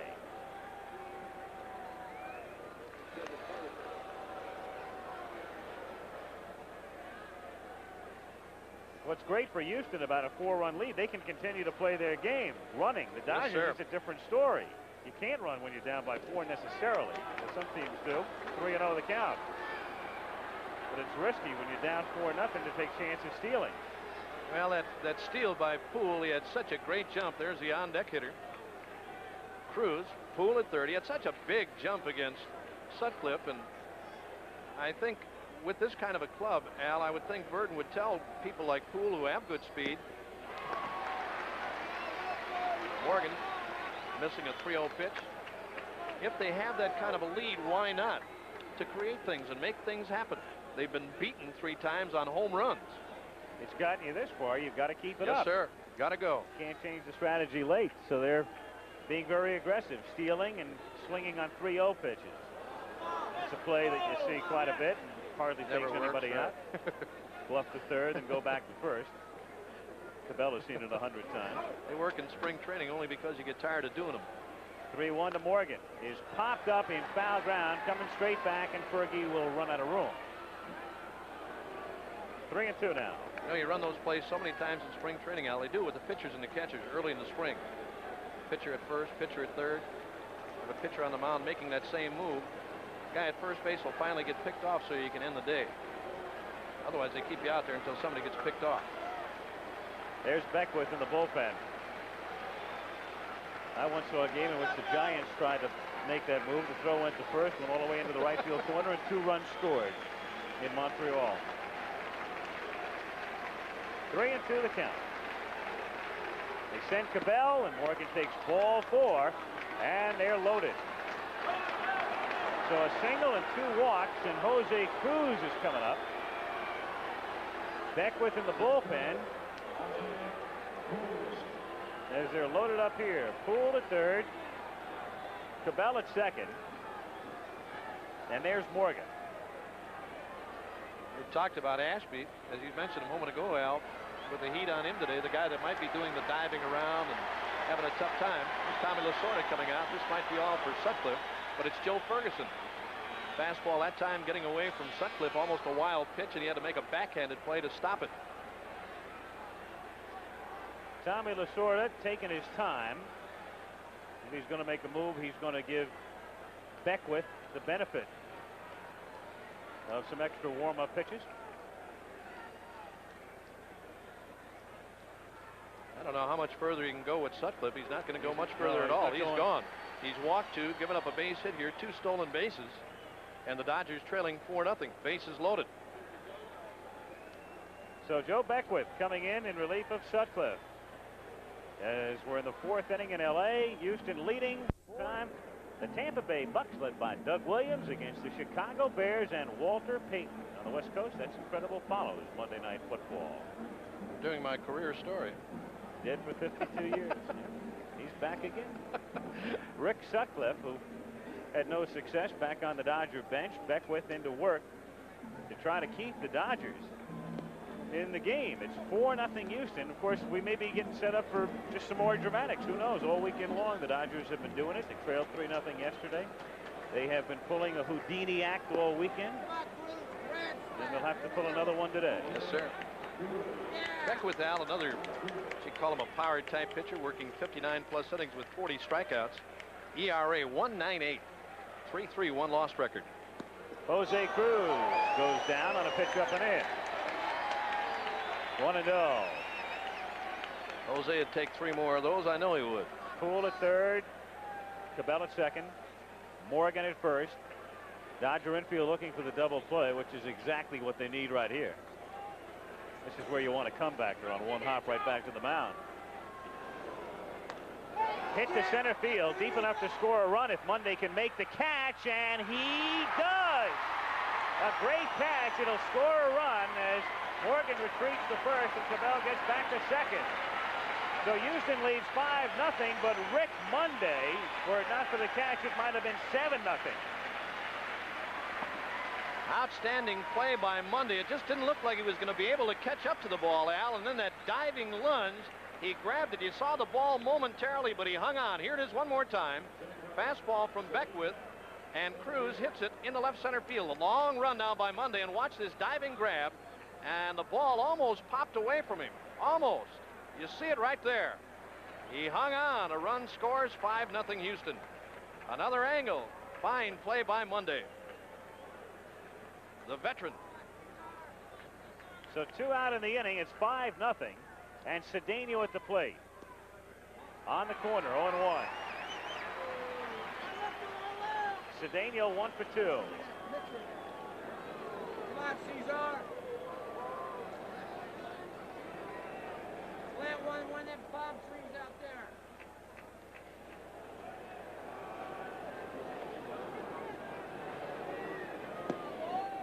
Count even. 1-1.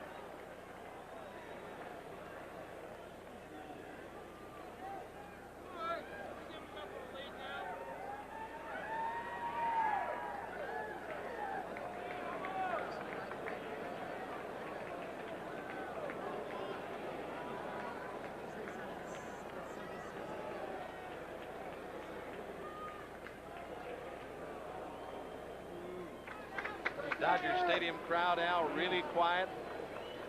Runners, Cabell at second, Morgan at first. Negro getting out of that big jam in the Dodger third.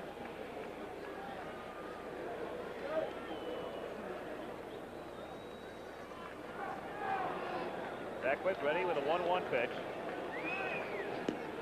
2-1. Ferguson throwing through to second. Davy Lopes saving it. In the dirt. Cabell getting back. Enos Cabell. Well, the Astros 1 out away from clinching it on Friday. We followed Davy Lopes back to his position and losing a 1-run game Saturday, blowing a 3-run lead yesterday. If they were to lose this one, I tell you, the winter would seem like it was 800 years long. Yeah, we talked yesterday, Al, about plays and pitches and balls that are hit in series throughout the course of a season. It seems that folks always remember the playoff or a final game such as we're having here today. That's what they remember about a ball club in a losing cause. 3-1 the count on Cedeno. There have been some great plays in this series. Some balls that were easy plays that were bobbled, that led to victories, led to runs. It's been a great series, though. It really has. 2 on and 2 out, and it's 3-1 on Cedeno. Count full now, so with a count 3-2, the runners will be going. Cabell and Morgan ready to take off with a pitch.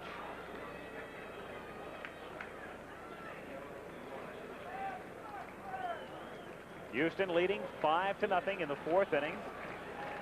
1 game for the title. The winner in Philadelphia tomorrow night to take on Carlton.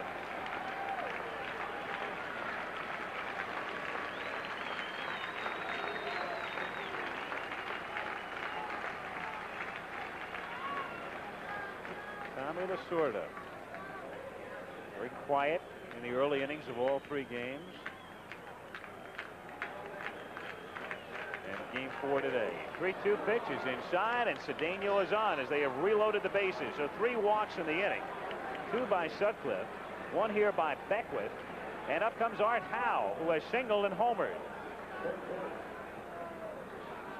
Fred Adams, the Dodger pitching coach, is going to the mound now. He doesn't make the changes. So Beckwith will stay in. Bobby Castillo is working in the Dodger bullpen.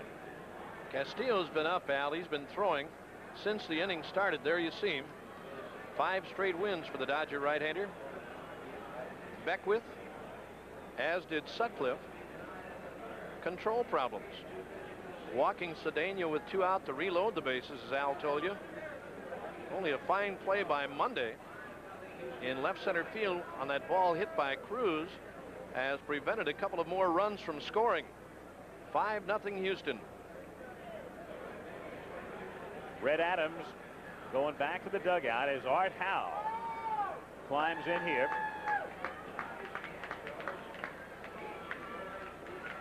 Bases loaded and 2 down in the 4th. Unintentionally fouled away, and the count is 0-1.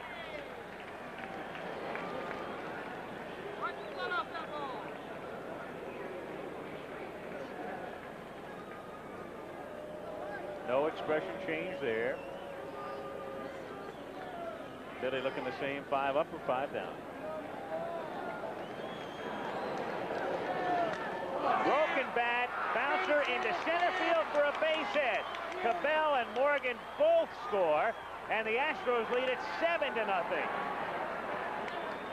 So Howe shattering his bat and driving it through the middle, and Lasorda makes the long trek to the mound. It's 7-0 Astros, and Howe has driven in 4 runs today. 3 for 3 for Art Howe. Base hit on the infield in the 1st inning. The 2-run homer on a hanging breaking ball from Goltz. And now a 2-run single by Beckwith. 7-0 Houston.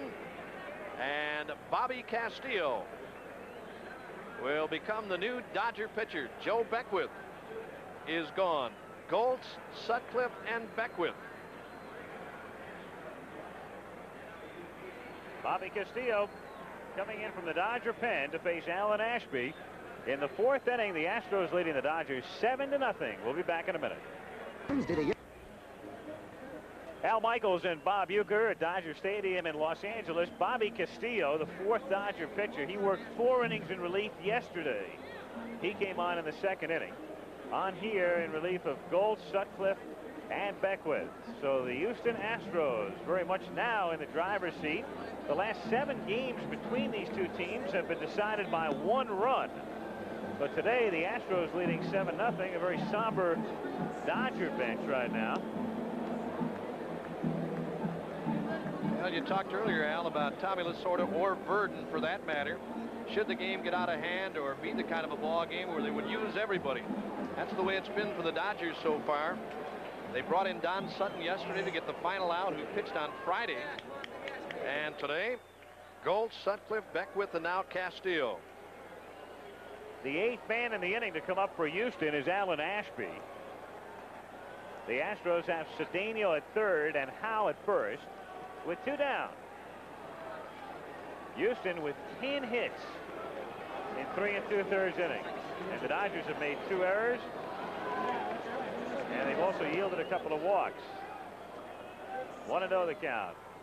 Cedeno, the runner at third. There's Howe, who has 4 RBIs today at first. 1-0 the count.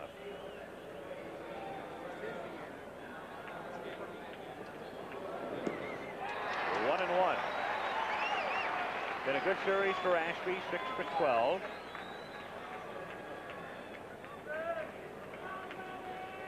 You know, Al, he played such a good game yesterday, a couple of base hits.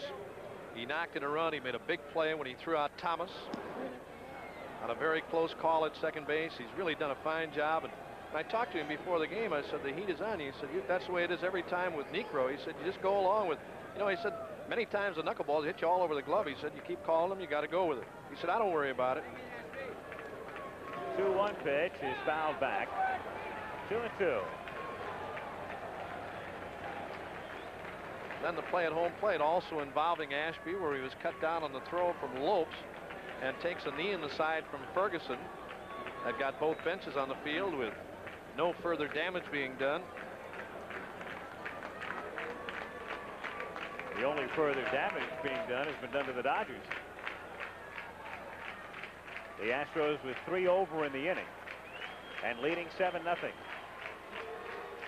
Up and away, full count. So it's 3-2, and Howe will be taking off with a pitch from first base. So Garvey can play behind him.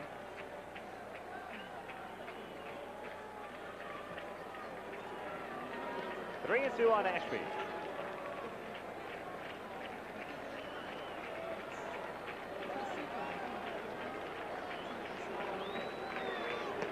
And they're loaded again. 4 walks in the inning. 2 issued by Sutcliffe. And 1 apiece by Beckwith and Castillo. Well, the writers and the folks that have been here for this series, as you look at the runners, Cedeno, Howe, and Ashby, talking about the youthfulness of this Houston ball club. Al, could they handle the pressure? Things have turned around in this final game. It's been the young Dodger staff, Sutcliffe, Beckwith, and now Castillo. The walks here in the 4th inning. Craig Reynolds, 2 for 2 with a single and a double.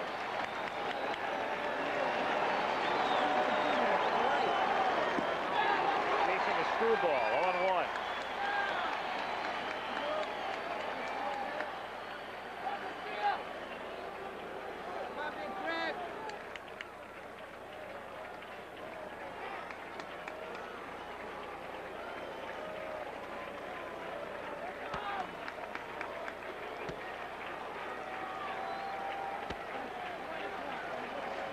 Castillo taking a lot of time. Now the 0-1 pitch. Another screwball, and the count is 0-2. 2 good screwballs, and the Dodger fans trying to rally him here. Trailing 7-0. Dodgers not out of it yet. We're in the 4th. A long way to go. No balls, 2 strikes the count. Bases loaded, 2 out in the 4th inning. The Astros leading 7-0.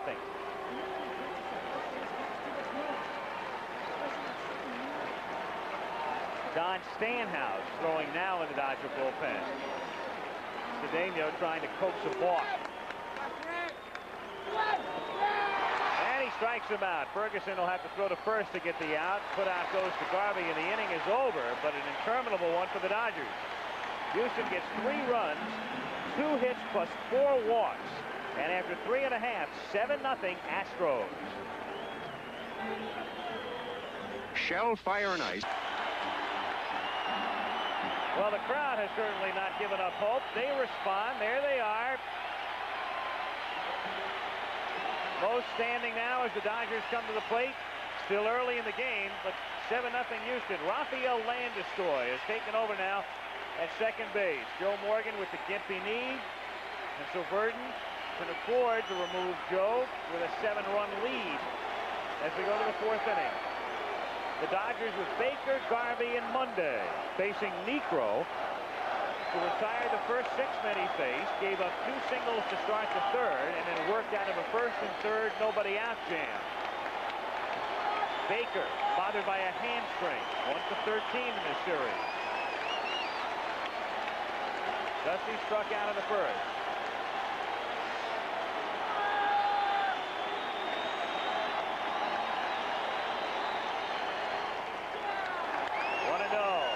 Well, they've come to believe here in L.A. Joe Niekro, very strong down the stretch. 1-0 to Baker. A strike. 1-1 the count. This is the time of the game, Al, when you may see Niekro go to a fastball a little more. As we said earlier, when I talked earlier about staying with a knuckleball in a closer ball game, you got to stay with your number 1. But now he's got the 7-run cushion and can afford every once in a while to mix in a fastball. He started him off with a knuckler, fell behind 1-0, and then came back with a heater. And right back with a knuckleball. 1-2. So mixing them up as Verdon looks on. Of course, the key thing here, 7-0. The last thing in the world you want to do is walk a man. It's imperative to throw strikes. Here's a man with good control.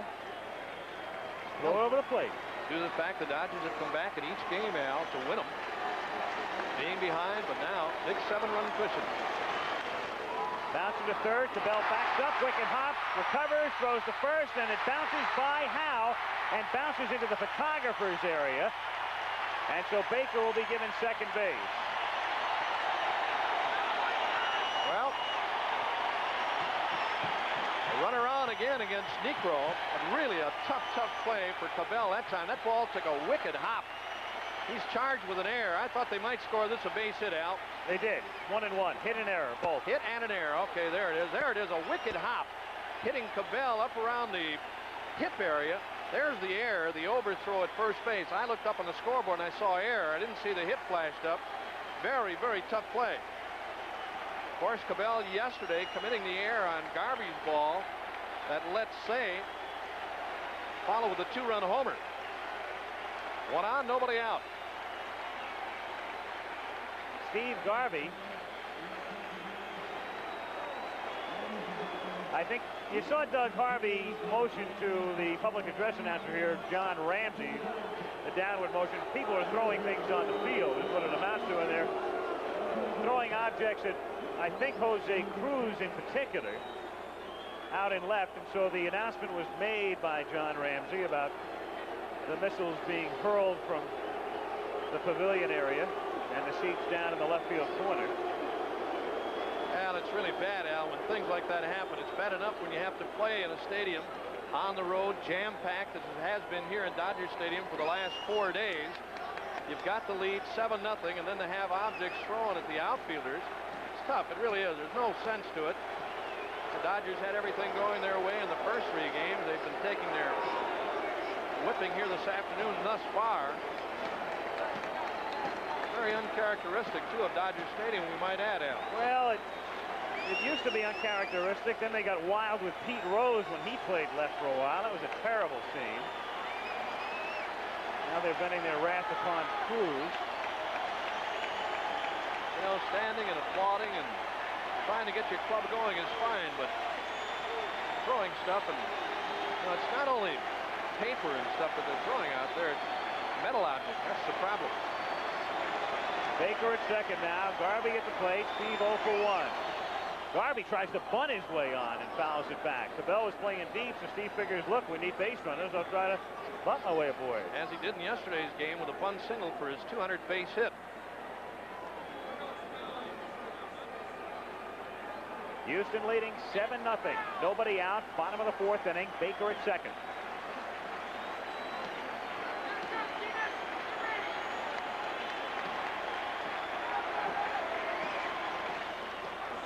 Oh, 2. Boy, there's a good knuckleball by Niekro. You saw Garvey that time readjust his footwork a little, Al. He tried to time the pitch. So tough when you go against a guy like Niekro. Hitters sometimes try to readjust their swing. Messes you up all the more. Got him, but it gets by Ashby. However, he recovers and throws him out. Baker was thinking about advancing to third, but Dusty's got that hamstring pull, and so consequently he remains at second. Well, we've talked about this before. Watch this knuckleball, folks, and this is a good job by Ashby. Really is. The strikeout to Garvey. Look at that ball go down.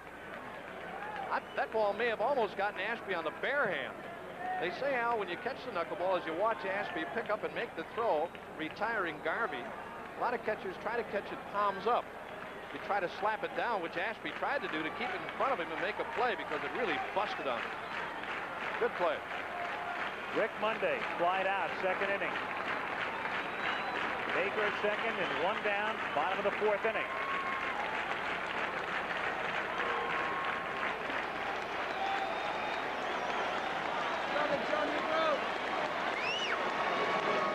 Bouncer toward the middle, base hit. Now Baker, remember, has the hamstring pull, but they're waving him in anyway, and he'll score. The throw goes to second.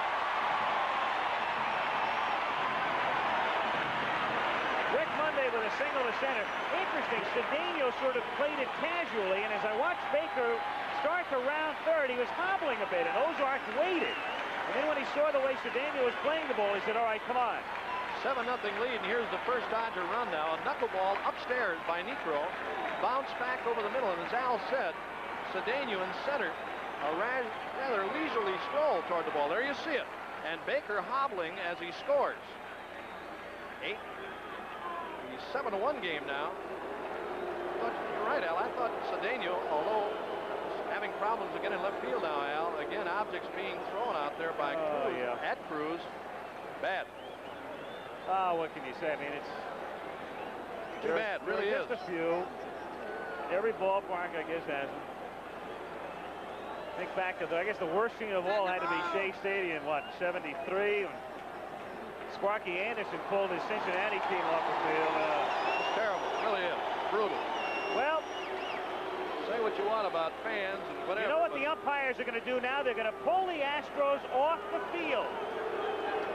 They're going to take Houston off the field, and in that way, will they get the crowd to comport itself decently. So Doug Harvey taking full control of the situation. We've seen enough ugly scenes over the past few years that Harvey, a man who is very determined, full control of the game, he says, all right, if you're going to continue on like this, this is the way I'm going to call an end to it. I tell you. Very tough. So the Astros will go back in the dugout. They'll make an announcement to the crowd again. And we'll be back in a moment with 7-1 Houston out front. Please refrain from throwing any items onto the field. Back at Dodger Stadium, what's happened? The umpires have taken the Astros off the field. They have instructed John Ramsey, the public address announcer, to make the announcement, which he just did, to refrain from throwing objects onto the field, and that if it continues on, the umpires could forfeit the game to Houston. So it's as simple as that. So you've got a crowd of over 50,000 people here, and all it takes is a few jerks. That's right, Al. You mentioned it a moment ago. A few. It's not everybody, and the crowds, and we've talked about them throughout this series, have been great for the Dodgers. They really have. They've motivated them. The second time that play was stopped. Cruz complained earlier. There's Bill Verdon talking things over with Doug Harvey, saying we'll take the forfeit. But Cruz came in earlier, objects being thrown, and then play was finally stopped. No cause for it whatsoever. Bill Verdon, with the Astros back out on the field, had a chance to visit with Bill before the game, and after 3 straight losses, I asked him how he's been sleeping. Here's what he said. Well, the first night was tough. We were within 1 out of having it wrapped up, and we didn't get the out.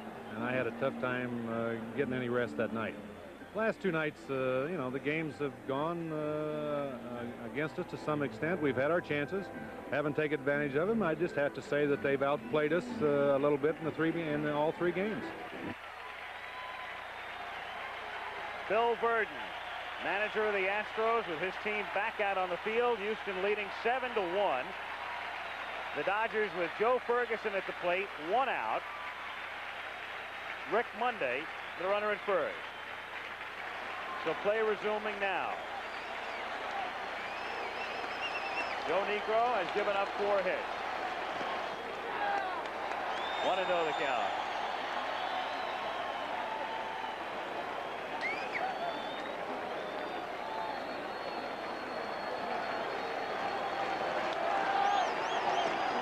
Knuckler, 1-1. That pitch was not fouled, folks, by Ferguson. Ball just popping away from Alan Ashby. Pulling the team off the field is a league directive. It's a good rule, too. They did not have that prior to, I guess, a couple of years ago. 2-1 the count. That, of course, created that horrible scene in New York in '73. Yeah, it is bad. There's no cause for it, as we said earlier. Bad enough for a visiting team playing on the road in a series of this magnitude. The playoff game today, the pressure is on. Not only have to put up with the heat of the baseball game itself, but dodging objects. Here we go again. Now you've got right center field. Right field out there. Terry Poole. You see the objects behind Poole out there. They're cups. There was a couple of baseballs or tennis balls thrown at Cruz out in left field, Al.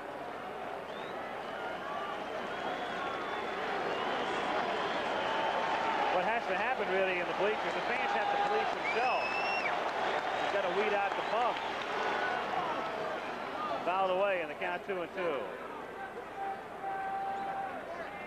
You can put all of the security people out there you want, but really it's self-enforcement more than anything else. Peer pressure. Well, if you got baseball fans, Al, and obviously they've got many of them here in Los Angeles. The crowds have been great, as we said before. You're right. They've got to be policed by themselves out there. Knuckler in there. Strike 3. So Ferguson becomes the 3rd strikeout victim. And up comes Mickey Hatcher. This program, an exclusive presentation of ABC Sports. Let's pause 5 seconds to allow our local stations to identify themselves.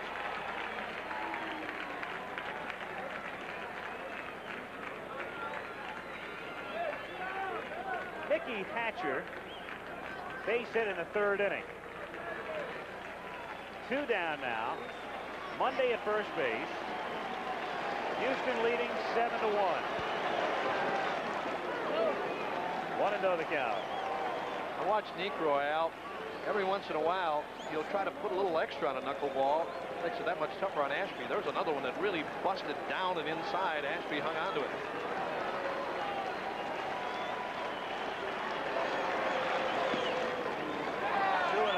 Anything that Ashby is liking about this game, it's got to be the score, Al. 7-1, where you can afford to mess around with a knuckleball. If one gets by you with a runner at first, it's not too bad. There's that big glove, folks. Take a look at the pocket on that baby. Hatcher taking all the way 2-1. You've got to take some pitches now. You're down by 6 runs. The count goes to 2-0. It's almost automatic at this point.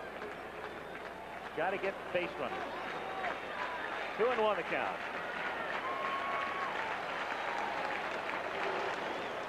Fly ball to center. Cedeno started back, drifting in now. And that's that. The Dodgers in the 4th come up with a run. 2 hits. There was an error by Cabell. Leave 1. We've played 4. Astros 7. And the Dodgers 1. LA, Houston leads 7-1. More play-by-play. Here's Bob Uecker. All right, Al, thank you very much. And Joe Niekro will lead it off here in the 5th inning. 7-1 Houston. Niekro has sacrificed and tapped to 3rd as you look around Dodger Stadium. Another jammed-up house. Dodgers with 2 in the 1st inning, aided by 2 Los Angeles Airs. Picked up 2 more in the 3rd on a big 2-run homer by Art Howe. And then Run-scoring fly ball by Cruz in the fourth, and Howe again. 2-run single. Bobby Castillo, a strike to Niekro, 0-1. Castillo is the fourth Dodger pitcher used today. Goltz worked the first 3, 4 runs, 8 hits, walked a pair. Hit foul by Niekro. He fought off a high inside breaking ball, and Joe Niekro turning around to catcher Joe Ferguson.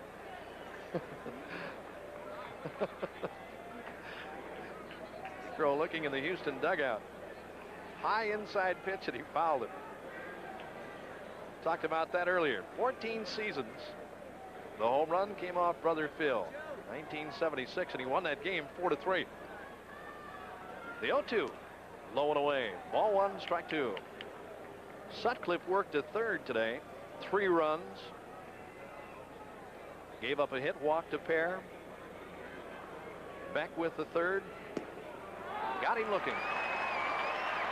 Bobby Castillo picks up his second strikeout. 1 away in the Houston 5th inning. And Terry Poole coming on. He reached on an error back in the first inning and scored. The error charge to Davy Lopes. In the second, he tapped to first. In the fourth, he singled on the infield, stole 2 bases, and scored. Inside corner of strikes is Doug Harvey. 7 runs, 10 hits for Houston. A run, 4 hits for the Dodgers.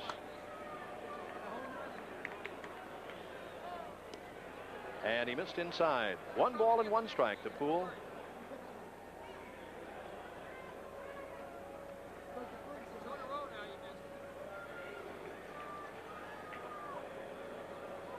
Screwball. Lopes backing up 2 steps. The quick throw, and he got him. Nice play by Davy Lopes. Taking a couple of backward steps to flag down that ground ball hit by Poole. 2 up and 2 down brings up Cabell.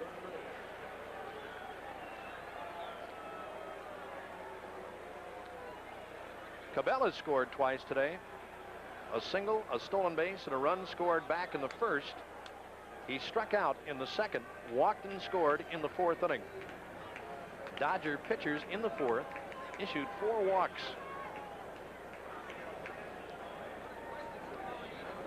2 men out.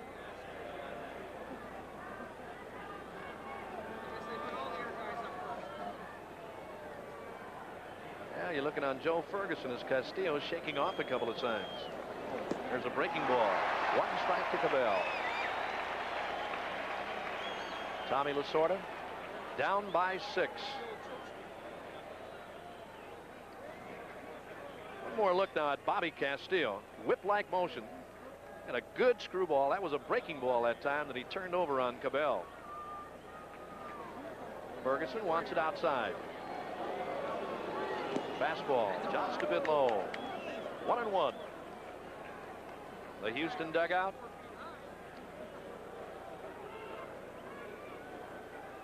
I'll tell you, after the first 3 games they played here, they were talking about what could they do to win.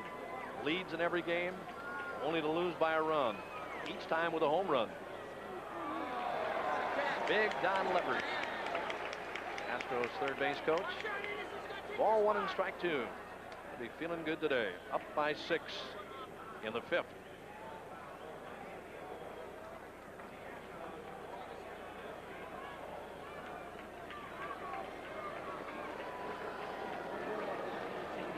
The 1-2 pitch to Cabell. Hit the air. First base side. Garvey will not have a play. And the count holds at 1-2.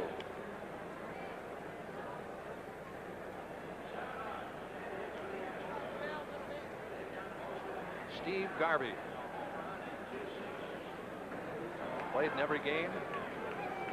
The Dodgers this year.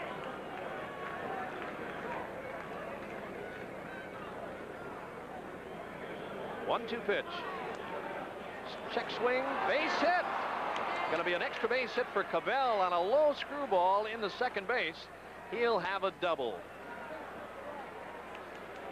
On a check swing, that ball looped past Garvey, and Cabell's on for the 3rd time today. Enos Cabell looked like he was about 80 feet from the pin here as he goes down into the sand trap. Makes contact. and everything happening right for Houston as Cabell picks up his second hit of the day. Tough pitch to give up a hit on. I tell you, I was just going to say that, Al. You make a pitch like that, and a hitter reaches down on a check swing and loops one, as Cabell did for a double. A couple of more like that, and we'll get Davey Moore in here to do the analysis. I tell you, all he had to do was open the face a little more, and he may have had a triple. Enos Cabell, the runner at second. Watch the pickoff throw, Cabell. Rafael Landistoi comes on for the first time today. .250 with a homer and 27 runs batted in. Came on to play for Joe Morgan in the Dodger fourth inning. The victory for the Astros would certainly make for a whole lot nicer winter, in particular for Landistoi. He was the man the other night, Uke, that bobbled the ground ball by Dusty Baker in the ninth inning to prolong the inning, and then with two down, Ron Say, the single to center on Friday to tie the game, and then Ferguson's home run in the 10th won it. Right. Bill Verdon was talking about just a moment ago when he said he didn't sleep very good after that opening game. One strike to Landistoi. Castillo, screwball, 0-2. Al Verdon said before the game, Al, when we were down on the field during batting practice, he said that was a game that really bothered him. The other games, good games, they lost. He said if the ball was hit by Baker a little more sharply, easier hop, nobody on at first, the runner ran by Landistoi, took his eye off momentarily, took a look at the runner, Baker, and bobbled again. Two strikes. Looped to Hatcher. This time it won't fall for a base hit. The Astros are out here in the fifth inning. In the fifth inning, no runs with a hit and one left. At the end of 4 and 1/2 innings of play, the Astros still lead Los Angeles by a score of 7-1. Well, everybody loves the Dodgers. Houston loves them right now, too, because they're leading 7-1. Tomorrow night, of course, our coverage beginning of the National League Championship Series from Philadelphia. Pete Jackson, Howard Cosell, Don Drysdale will be there. American League getting underway Wednesday. Game 1 in Kansas City at 2:30 Eastern Time. I'll be there with Oriole pitcher Jim Palmer, and Billy Martin, manager of the Oakland A's, will be joining us for our coverage of the Yankee-Kansas City series. Well, as the countdown gets closer, Billy Martin gets more nervous. Season was easy. This is the tough part, right? Coming to tough stuff right now. That'll be a good time. Darryl Thomas in the Dodger fifth inning against Joe Niekro. Knuckler outside a ball.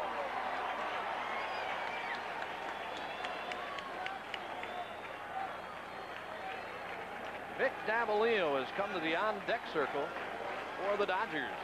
Low, 2-0. Niekro, as you look at Vic Davalillo, did not allow a Dodger runner until a leadoff single by Hatcher in the third. Well, we talked about Manny Mota yesterday.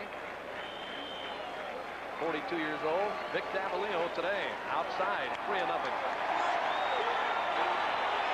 Well, and the Dodger fans again trying to rally. This Dodger ball club. Niekro gave up 2 hits in the third and worked out of it. In the fourth, the Dodgers got him for a run. 3-0, 3-1 now. Good fastball. Baker led it off with a single.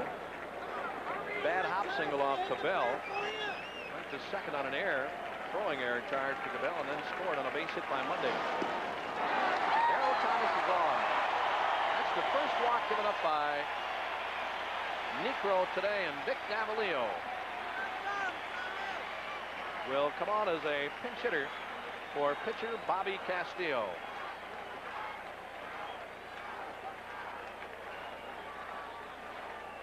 Davalillo appeared in 5 games for the Dodgers. This is number 6.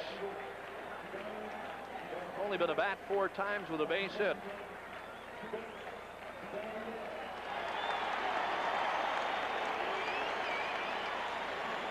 One on, nobody out. 7-1 Houston, 5th inning. And the Dodger pitcher in the bullpen, Fernando Valenzuela. Here's Davalillo. Guy's is a Manny Mota from the left side, Al. It's the ball all over the place, all over the ballpark. A slap-type hitter. Every once in a while, he can sting you. 1 strike to him, 0-1. Incredible. 2 men in their 40s. Vic's age is subject to question. Of course, like with everybody else, once they reach the age of 38, 39, everybody starts saying, well, if we don't know his age, he must be maybe late 40s. A lot of exaggeration involved. Second base, Landis-Stoy, and upset by Darryl Thomas, and a good play by Thomas to stay out of the double play. He threw a rolling block on Landis-Stoy, and that prevented the throw to first. Vic Davalillo on. Well, this might have been taught to Darryl Thomas, perhaps by Ray Malavasi of the Rams. It's that type of a block. Thomas knows it's the only way he can break up the potential double play as he goes rolling into Landis-Stoy, settling for the 1 out. Well, you've seen it happen many times for an infielder. Thinks the runner is going to just let you tag him and forget about it. Not that time. Not in October. No, ever. sir. Here's Davey Lopes.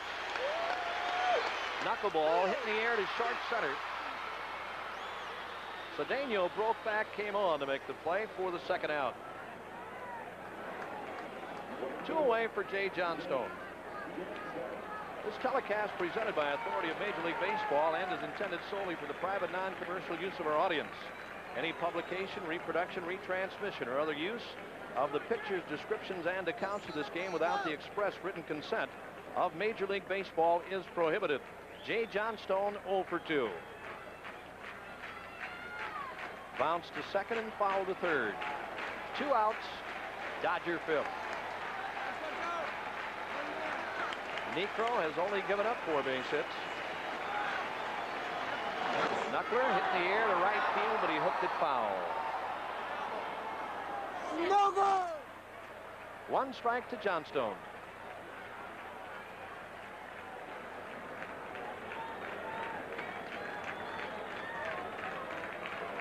The Astros have led from the 1st inning. 2 Dodger errors led to a couple of runs. 2 more in the 3rd. The big home run by Art Howe. And 3 more in the 4th. Davalillo the runner at first. Knuckler and a good one. 0-2 on Johnstone. Well, I want to tell you, folks, Ashby's done a whale of a job today. He really has. And so has Niekro. He's the type of man, as you look at Ashby. Niekro, the kind of man you want out there. Veteran. Toughest of all situations. In the air and out of play. The Houston pitching staff, well, they really picked up, of course, the J.R. Richards stroke in late July after he had performed so well. He was the starting pitcher in the All-Star game, and everybody thought, well, that was going to do the Astros in, but Vern Rule came on. Niekro has pitched brilliantly down the stretch. Kenny Force has given him some good outings. Bullpen's done a fine job overall. Mel Wright, the pitching coach, and Burton have maneuvered very well. Ashby giving chase, but this ball is out of play. Still 0-2 on Johnstone. You know, Al, before the game, talking to both ball clubs, Dodgers and the Houston club, about the performance yesterday by Vern Rule, the fact that he pitched with those 2 stitches in the index finger. They said it was really amazing, really a gutty performance, and he finally tore it, throwing a high fastball. We talked about it. I talked that he might do it on a breaking ball, but he did it on a fastball. 3rd inning. That's Vern Rule in the middle. 0-2 pitch. Got him swinging. Big strikeout again for Niekro. That's number 4, and the Dodgers are out in the 5th inning. They failed to score at the end of 5. It's 7-1 Houston. We'll be back with more baseball after this word from our local stations. Have a look at Joe Niekro. He's going to pinch hit here. I'll say, Al, bringing on a pinch hitter, the Dodgers. Valenzuela has been very, very impressive. Pitching at San Antonio this year. Starting the year in the minor leagues, and as Al talked about yesterday, ending up the season in the biggest series of the year. Pressure packed. Been right on it. Jack Verconti came up when the rosters were expanded on the 1st of September. He's 4 for 15. He's been filling in over the past week, especially in the Giants series, just prior to the Dodgers coming home against Houston, for Davey Lopes when Lopes had to sit down for a couple of games. And he pitch hits for Valenzuela here in the bottom of the 7th inning. Lopes and John Stone to follow. Houston leading 7-1 as the Astros try to wrap up their first ever divisional title. Percani hit .326 at Albuquerque in AAA this year. Line drive type hitter. A strike on the outside corner. 0-1. Howe still throwing in the bullpen, so it'll be Steve for the Dodgers when the Astros hit in the 8th inning. 1-1 the count. There's Howe. Joe Niekro. He was with a team that won a divisional title, the Detroit Tigers, back in '72. A little squibber down to third. Cabell misplays it, but recovers in time to get him. Enos was in very shallow, in on the grass, so he had time to recover and nail him for the out. Enos wants to get back to that AstroTurf. That's right. Ball on the grass. Val said he's playing up. The ball is not hit that sharply. Kind of a slicing type swing by Percanti. Ball took that funny little hop on Cabell, and watch him fire. Not taking any chances this time. Threw him out by about 5 steps. Here is Davey Lopes, who is 0 for 3 today. 0-1 the count. Al, as Niekro said before the start of today's game, he said later in a ball game, he said more often than not he will go to a fastball and a slider to start hitters off, which is what he has done to Percanti and then on Lopes, and coming back with a knuckleball as he did right there. And of course having the 6-run cushion now, 7-1. 1 ball, 1 strike the count. Back to Niekro. 2 down. So Joe keeps rolling along. I tell you, it would look like Niekro might have been finished around the mid-70s. He was sent back to the minors after he had experience with the Cubs in San Diego in '69 and Detroit. Then he went to the Braves, and they sent him down. They sent him back down in '75, and then Houston purchased him at the start of the 1975 season. When you buy a player, it means normally that too many folks think he can still do the job. Right. John Stone takes a strike. 0-1.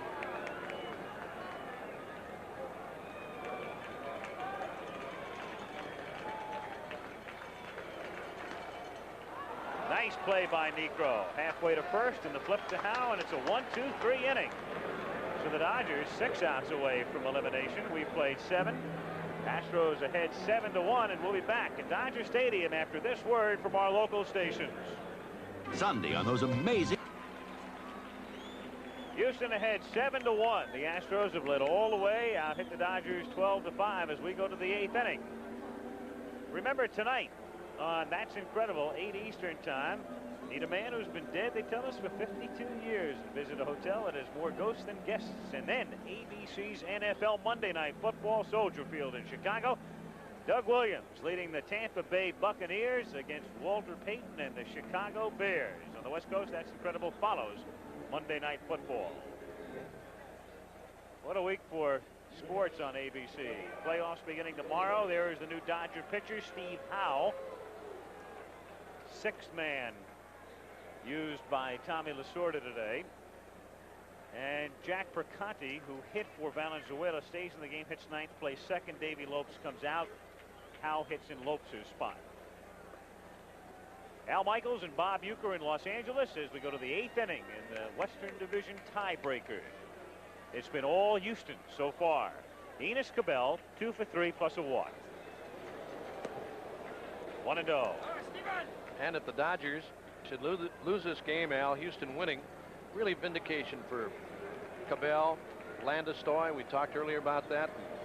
Big error by Landeskog in game 1. Yesterday, Cabell with a ball that was hit by Garvey, and instead of charging, indecision, he backpedaled on the ball and ate him up for an error, and then Say hit the home run to win it. Been a tremendous series. It really has. The Dodger dugout trailing by 6. Lasorda and Red Adams, the pitching coach. Tommy trying to figure out a way to pull another one out of the hat. 2-1 for the Astros. 19th year of existence. Well, if they win, you've got some champagne, about 1/10 of which will be consumed. The rest sprayed around. Then a long flight to Philadelphia. They'll be checking into the hotel in Philly, I would guess around 5 a.m. Eastern time. 2-1 pitch is bounced to third. Hatcher picks it up. Throw. Get him. One third baseman throwing out the other, as Cabela's gone for the first out in the 8th.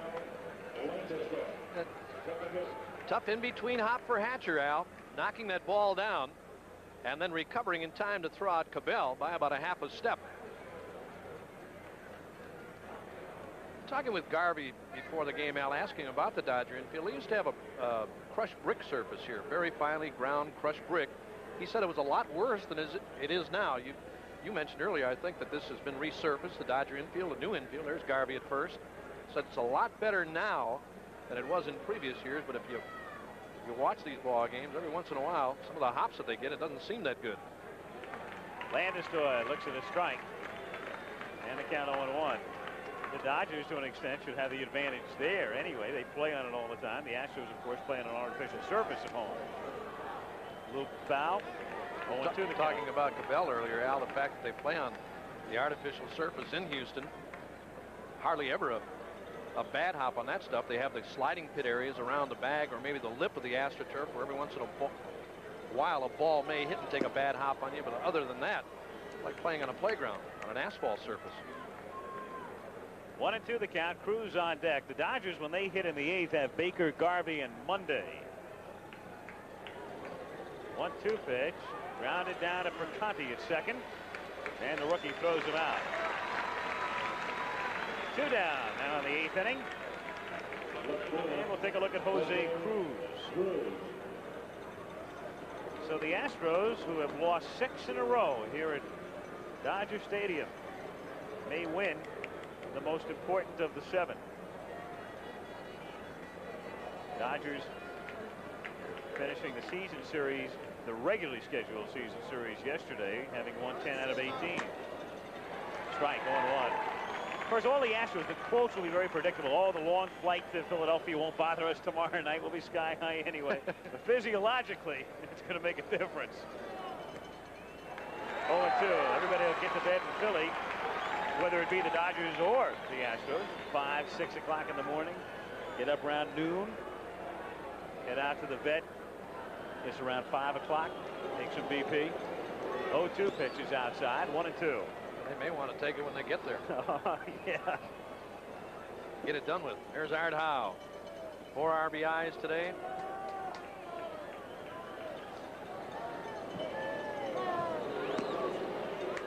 Two and 2 the count. Al, we were talking last night after the ball game about the pressure that goes into the playoff games. You know, once you get in the series, you're going to get a winner or a loser share. You're there.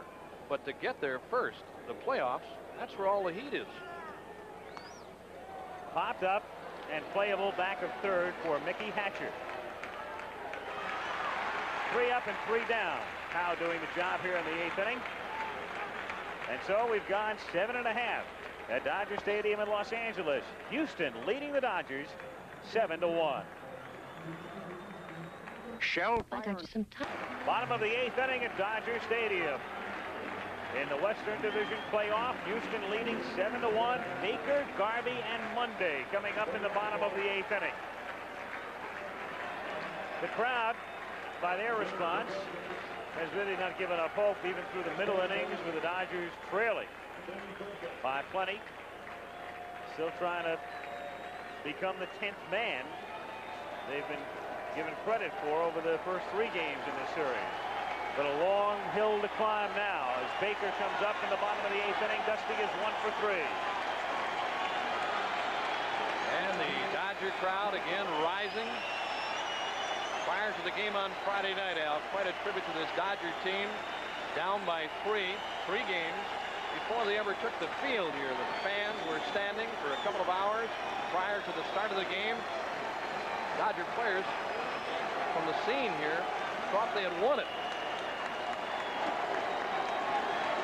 And a great series.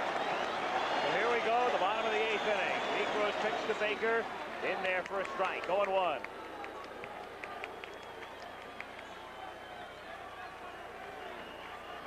Dodgers with 5 hits today, all singles.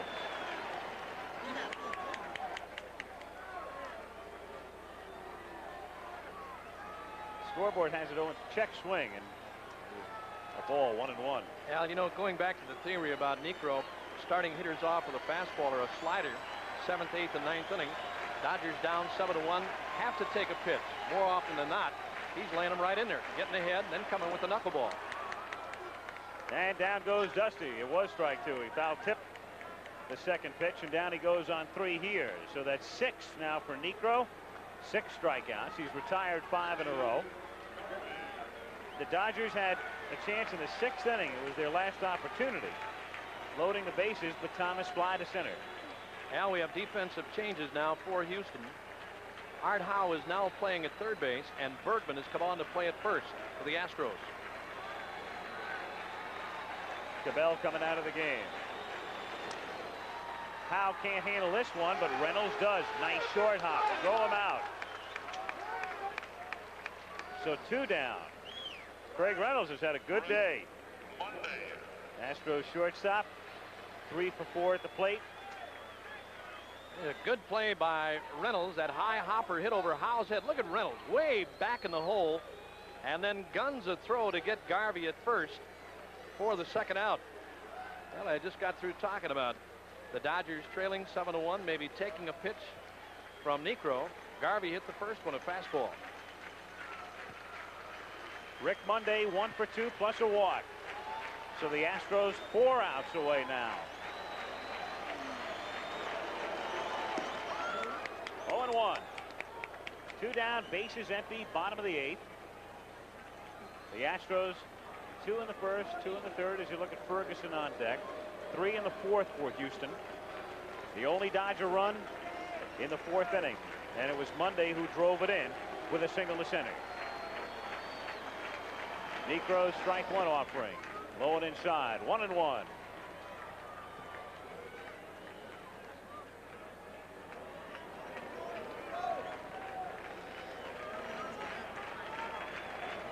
Lasorda and Garvey.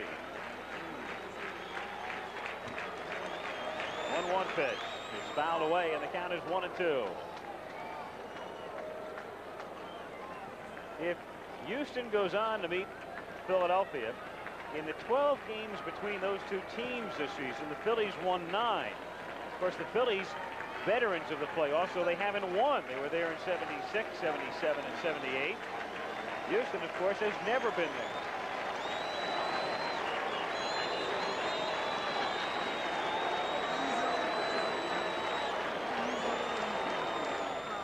Popped up. Ashby coming back, and with room. And it's 3 up and 3 down. And Niekro, if anything, is getting stronger. He has set down 8 in a row. The last Dodger hit was a single by Ferguson in the 6th inning. So a frustrating afternoon for the Los Angeles Dodgers as we have played 8. And the Astros are on top 7-1. Bill Burton has already said that Ken Forsch would go tomorrow. If the Astros hold on to the 9th inning, Forsch would be a starting pitcher with 3 days rest against Steve Carlton.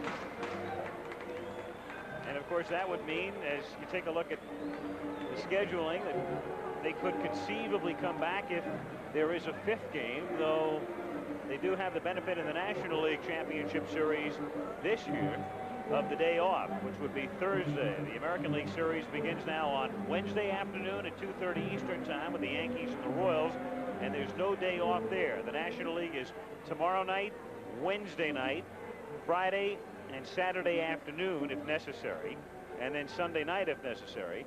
The American League Championship Series getting underway, the Yankees and the Royals on Wednesday afternoon, then night games Thursday and Friday and Saturday night if necessary, and a 5th game if necessary Sunday afternoon. Also coming up this week on ABC, the great annual battle from Dallas as the Longhorns take on the Sooners. Texas against an Oklahoma team that scored 82 points against Colorado on Saturday at 12:30 Eastern Time.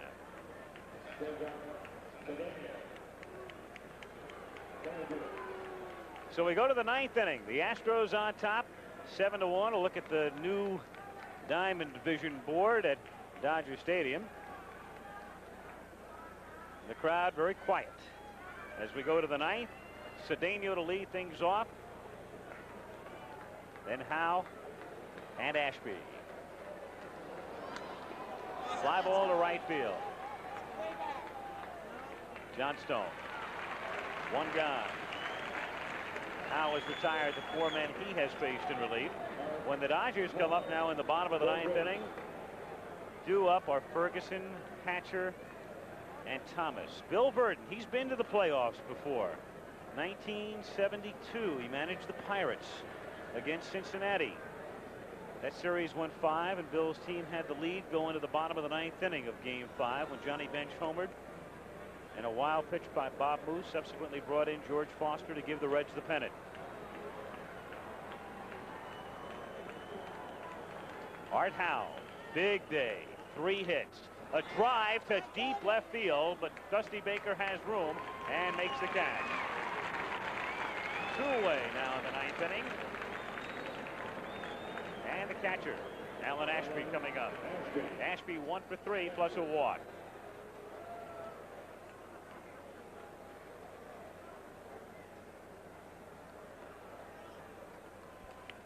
Houston in 1980, it would be the 3rd serious run they have made for a title.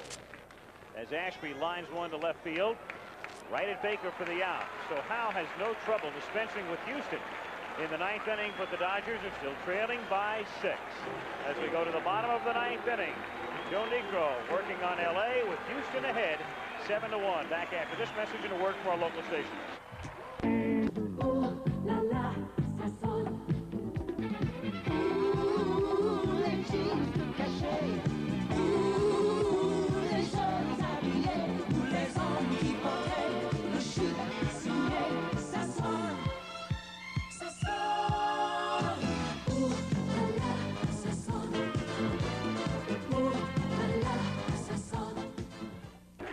Dodger Stadium as we go to the bottom of the 9th inning. Al Michaels and Bob Uecker with you. It's 7-1 Astros. So the Dodgers 3 outs away from elimination. Jerry Royce in your picture there, hand on hip. Youngster Bobby Mitchell, number 17. Here comes Joe Ferguson. Striding to the plate in the bottom of the 9th inning. Hatcher and Thomas due to follow. But Gary Thomason has come out on deck. There he is to bat for Hatcher. Joe Ferguson, 1 for 3. Infield single in the 6th. Joe Negro has gone all the way, seeking his 20th win and his biggest. 1-0.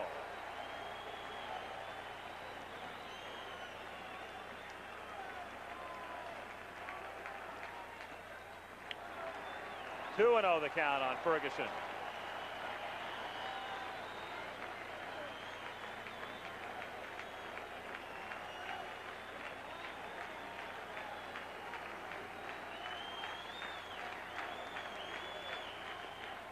In there, and the count 2-1 now.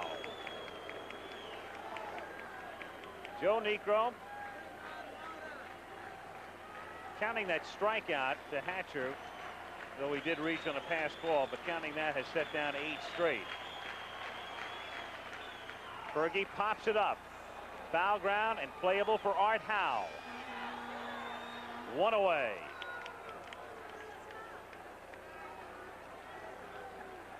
Negro making it look easy. The Dodgers have not hit a ball out of the infield since the 6th inning. Joe has given up 5 hits, all singles, The Dodgers threatened in the 3rd inning at 1st and 3rd, nobody out. Couldn't score. Threatened in the 6th inning, had the bases loaded, 2 out. Couldn't score. Their only run came in the 4th when Monday singled in Baker. The big man offensively for the Astros today has been Art Howe with 3 hits and 4 runs batted in. Gary Thomason, the pinch hitter, takes outside, ball 1. 1-0 the count.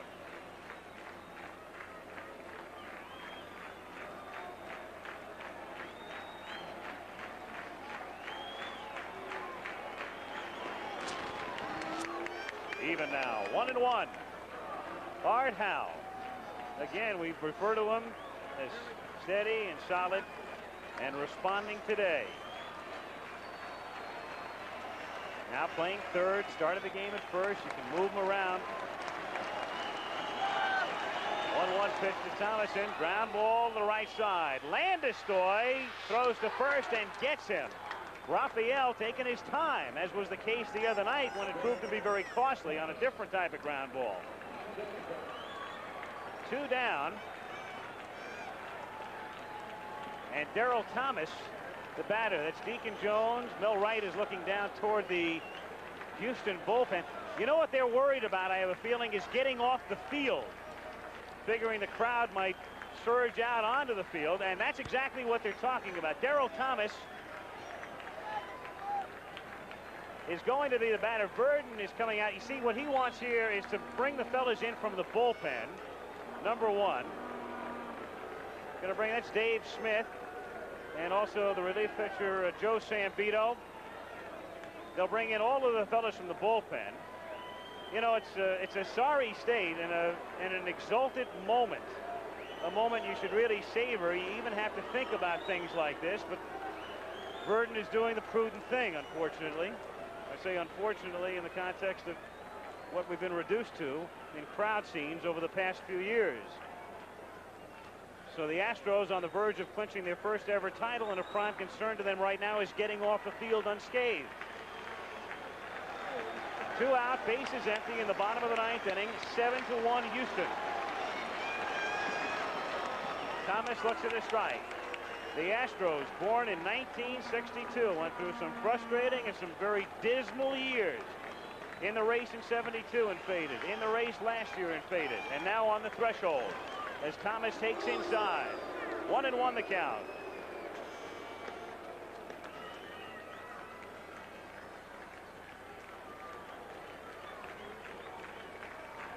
World news tonight, of course, will not be seen tonight except on the West Coast as we come down to the conclusion of this one. The 1-1 pitch to Thomas is looped to shallow left field. Cruz coming in, but has to play it on a hop, and so the Dodgers are still breathing. Darryl Thomas with a single, and now Jack Perconti, who stayed in the game after pinch hitting in the 7th inning, is the batter. Again, some garbage being hurled at the players. Doug Harvey was out there checking with the outfielders. You can see Doug gesturing to the outfielders, is everything all right? And they said fine. Bill Verdon doing some repositioning now as Perconti stands in. 2 down. Now time called, no pitch. Doug Harvey again pointing toward the outfield. We've got streamers out there. Tennis balls being thrown out into the field. And they'll do some groundskeeping work. And again, the announcement from John Ramsey, the PA announcer. The Astros are on top, leading it 7-1 with 2 out in the 9th inning. So the Dodgers backs to the wall. Friday, Saturday, and Sunday respond. Give that man a lot of credit. Harvey has kept things in order today. At one point, you weren't with us, pulling the Astros off the field in the 4th inning.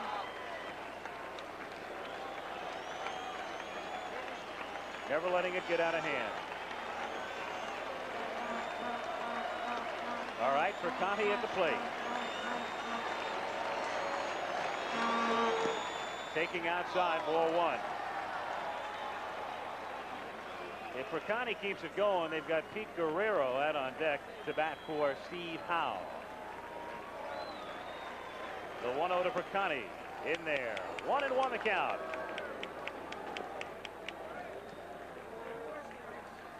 Niekro trying to become the only National League pitcher to do that. Tommy John was the only pitcher in the American League to win 20 the last 2 years. The 1-1 pitch, a bouncing ball to the right side. Bergman has it, steps on first, and the Astros have won the National League West. Bill Burton finally, after 4 days, a smile creasing his face. And the celebration, ironically enough, on the road in the Dodger Stadium infield as the Houston Astros have won it. The Los Angeles Dodgers, what a battle they gave it. There's the hobbled Ron Cey heading back toward the clubhouse. The exultant Astros going on to Philadelphia. So the Houston Astros, 19 years, so many frustrating years, and here they come down the runway. You just saw Art Howe go down there, the big man today. A home run, 2 singles, 4 runs batted in. The stars of the game for the Astros, Howe, and of course Joe Niekro, who turns in a masterful performance as the Astros, with a dozen hits, beat the Dodgers in the tiebreaker, 7-1. So here come the Astros, who will do some celebrating, make a very joyous ride to the airport, take a charter to Philadelphia, check in the wee hours, and play tomorrow night in Game 1 of the National League Championship Series. Bob Uecker is down in the Astro dressing room as they file in. A lot of these fellas, of course, have not been through a scene like this. There are some veterans like Niekro, who played on a division-winning team with Detroit. There's Howe, who came over from Pittsburgh, and of course on the other side you've got Tommy Lasorda, who's tasted the bitter and the sweet as the Dodgers remain in the dugout. I look down and it's a whole other story there. A lot of joy Friday, Saturday, and Sunday on that side of the field, but a different story. And the fans, many of whom have remained, as you can see, are chanting, and they'd like the Dodgers to come back out to thank them. Get somebody. They want a curtain call. But the Dodgers, many of whom are just seated in the dugout, the Astros have filed back to the clubhouse, and Bob Uecker is down there right now. Let's go to him. Al, as of right now, we haven't had a chance to get anybody. This Houston ball club being swarmed on as they come through the tunnel area here. We're trying to get Joe Niekro, of course, who did such an outstanding job today, and Art Howe, the unassuming guy with the 4 big RBIs today. Bedlam here, as you can well understand, in the Houston clubhouse, as Al told you, 19 years. It's been a long time, since way back in 1962, and the first for the Houston Astros. As we've told you throughout the series, a tough battle, and they have finally hung on the winner. Mel Wright, come on up here. Let me get Mel Wright up here. I'll get Mel Wright up here to start things out. And Mel, no talking about the big win today, a big victory, but an outstanding performance by Joe Niekro. Yes, he did an outstanding job. He was keyed up, but we kept him keyed down just enough that he did a heck of a job. Mel, I want to ask you, Joe talked about this earlier before the game today, that later in the ball game he goes to a fastball and slider to start hitters off, and then comes back with a knuckleball, and evidently that's been working well for him. Well, Joe has a tendency sometimes to overthrow his pitches, his fastball and stuff. And once he wears the edge off and gets a little bit, well, I say keyed down and a little bit tired, then he can throw all of it pretty well, and that's what he's been trying to do. Mel, you've been around here a long time. I know you're very, very satisfied.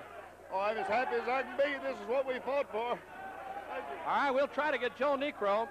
He's being swarmed on over here by his fellow teammates, Joe Niekro, Vern Rule. I got to get him over here. Looking for Joe Niekro. This place is jammed up, Al. I'm just not able to do anything down here. It's jammed up downstairs. Niekro is being swarmed down behind us over here, along with Art Howe, as we said, had such an outstanding year. The last play in the game, the bouncer hit to first base, and the Houston Astros have wrapped up the Western Division Championship. Still trying to get Joe Niekro. We can't find manager Bill Verdon. Bedlam is broken loose here, of course, as you can well understand. And until we can get Joe Necro and one of these other guys down here, let's go back upstairs to Al Michaels. Well, I suppose you, as we wait for Necro and the gang, a little bit of celebration inexperience showing. The fellows who've been there before, like the Reggie Jacksons and the Mike Schmidts, they know where the camera is, and they know we want to talk to them after they win. They've been there before. But the Astros enjoying their own celebration right now. And since we are running out of time, we will not be returning to the Astro dressing room, but we will see Houston, of course, on the field again tomorrow against Philadelphia in the first game of the National League Championship Series.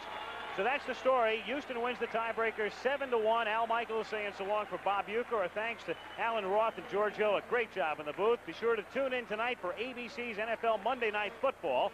The Tampa Bay Buccaneers taking on the Chicago Bears from Soldier Field in Chicago live at 9 o'clock Eastern Time. The executive producer of ABC Sports is Roone Arledge.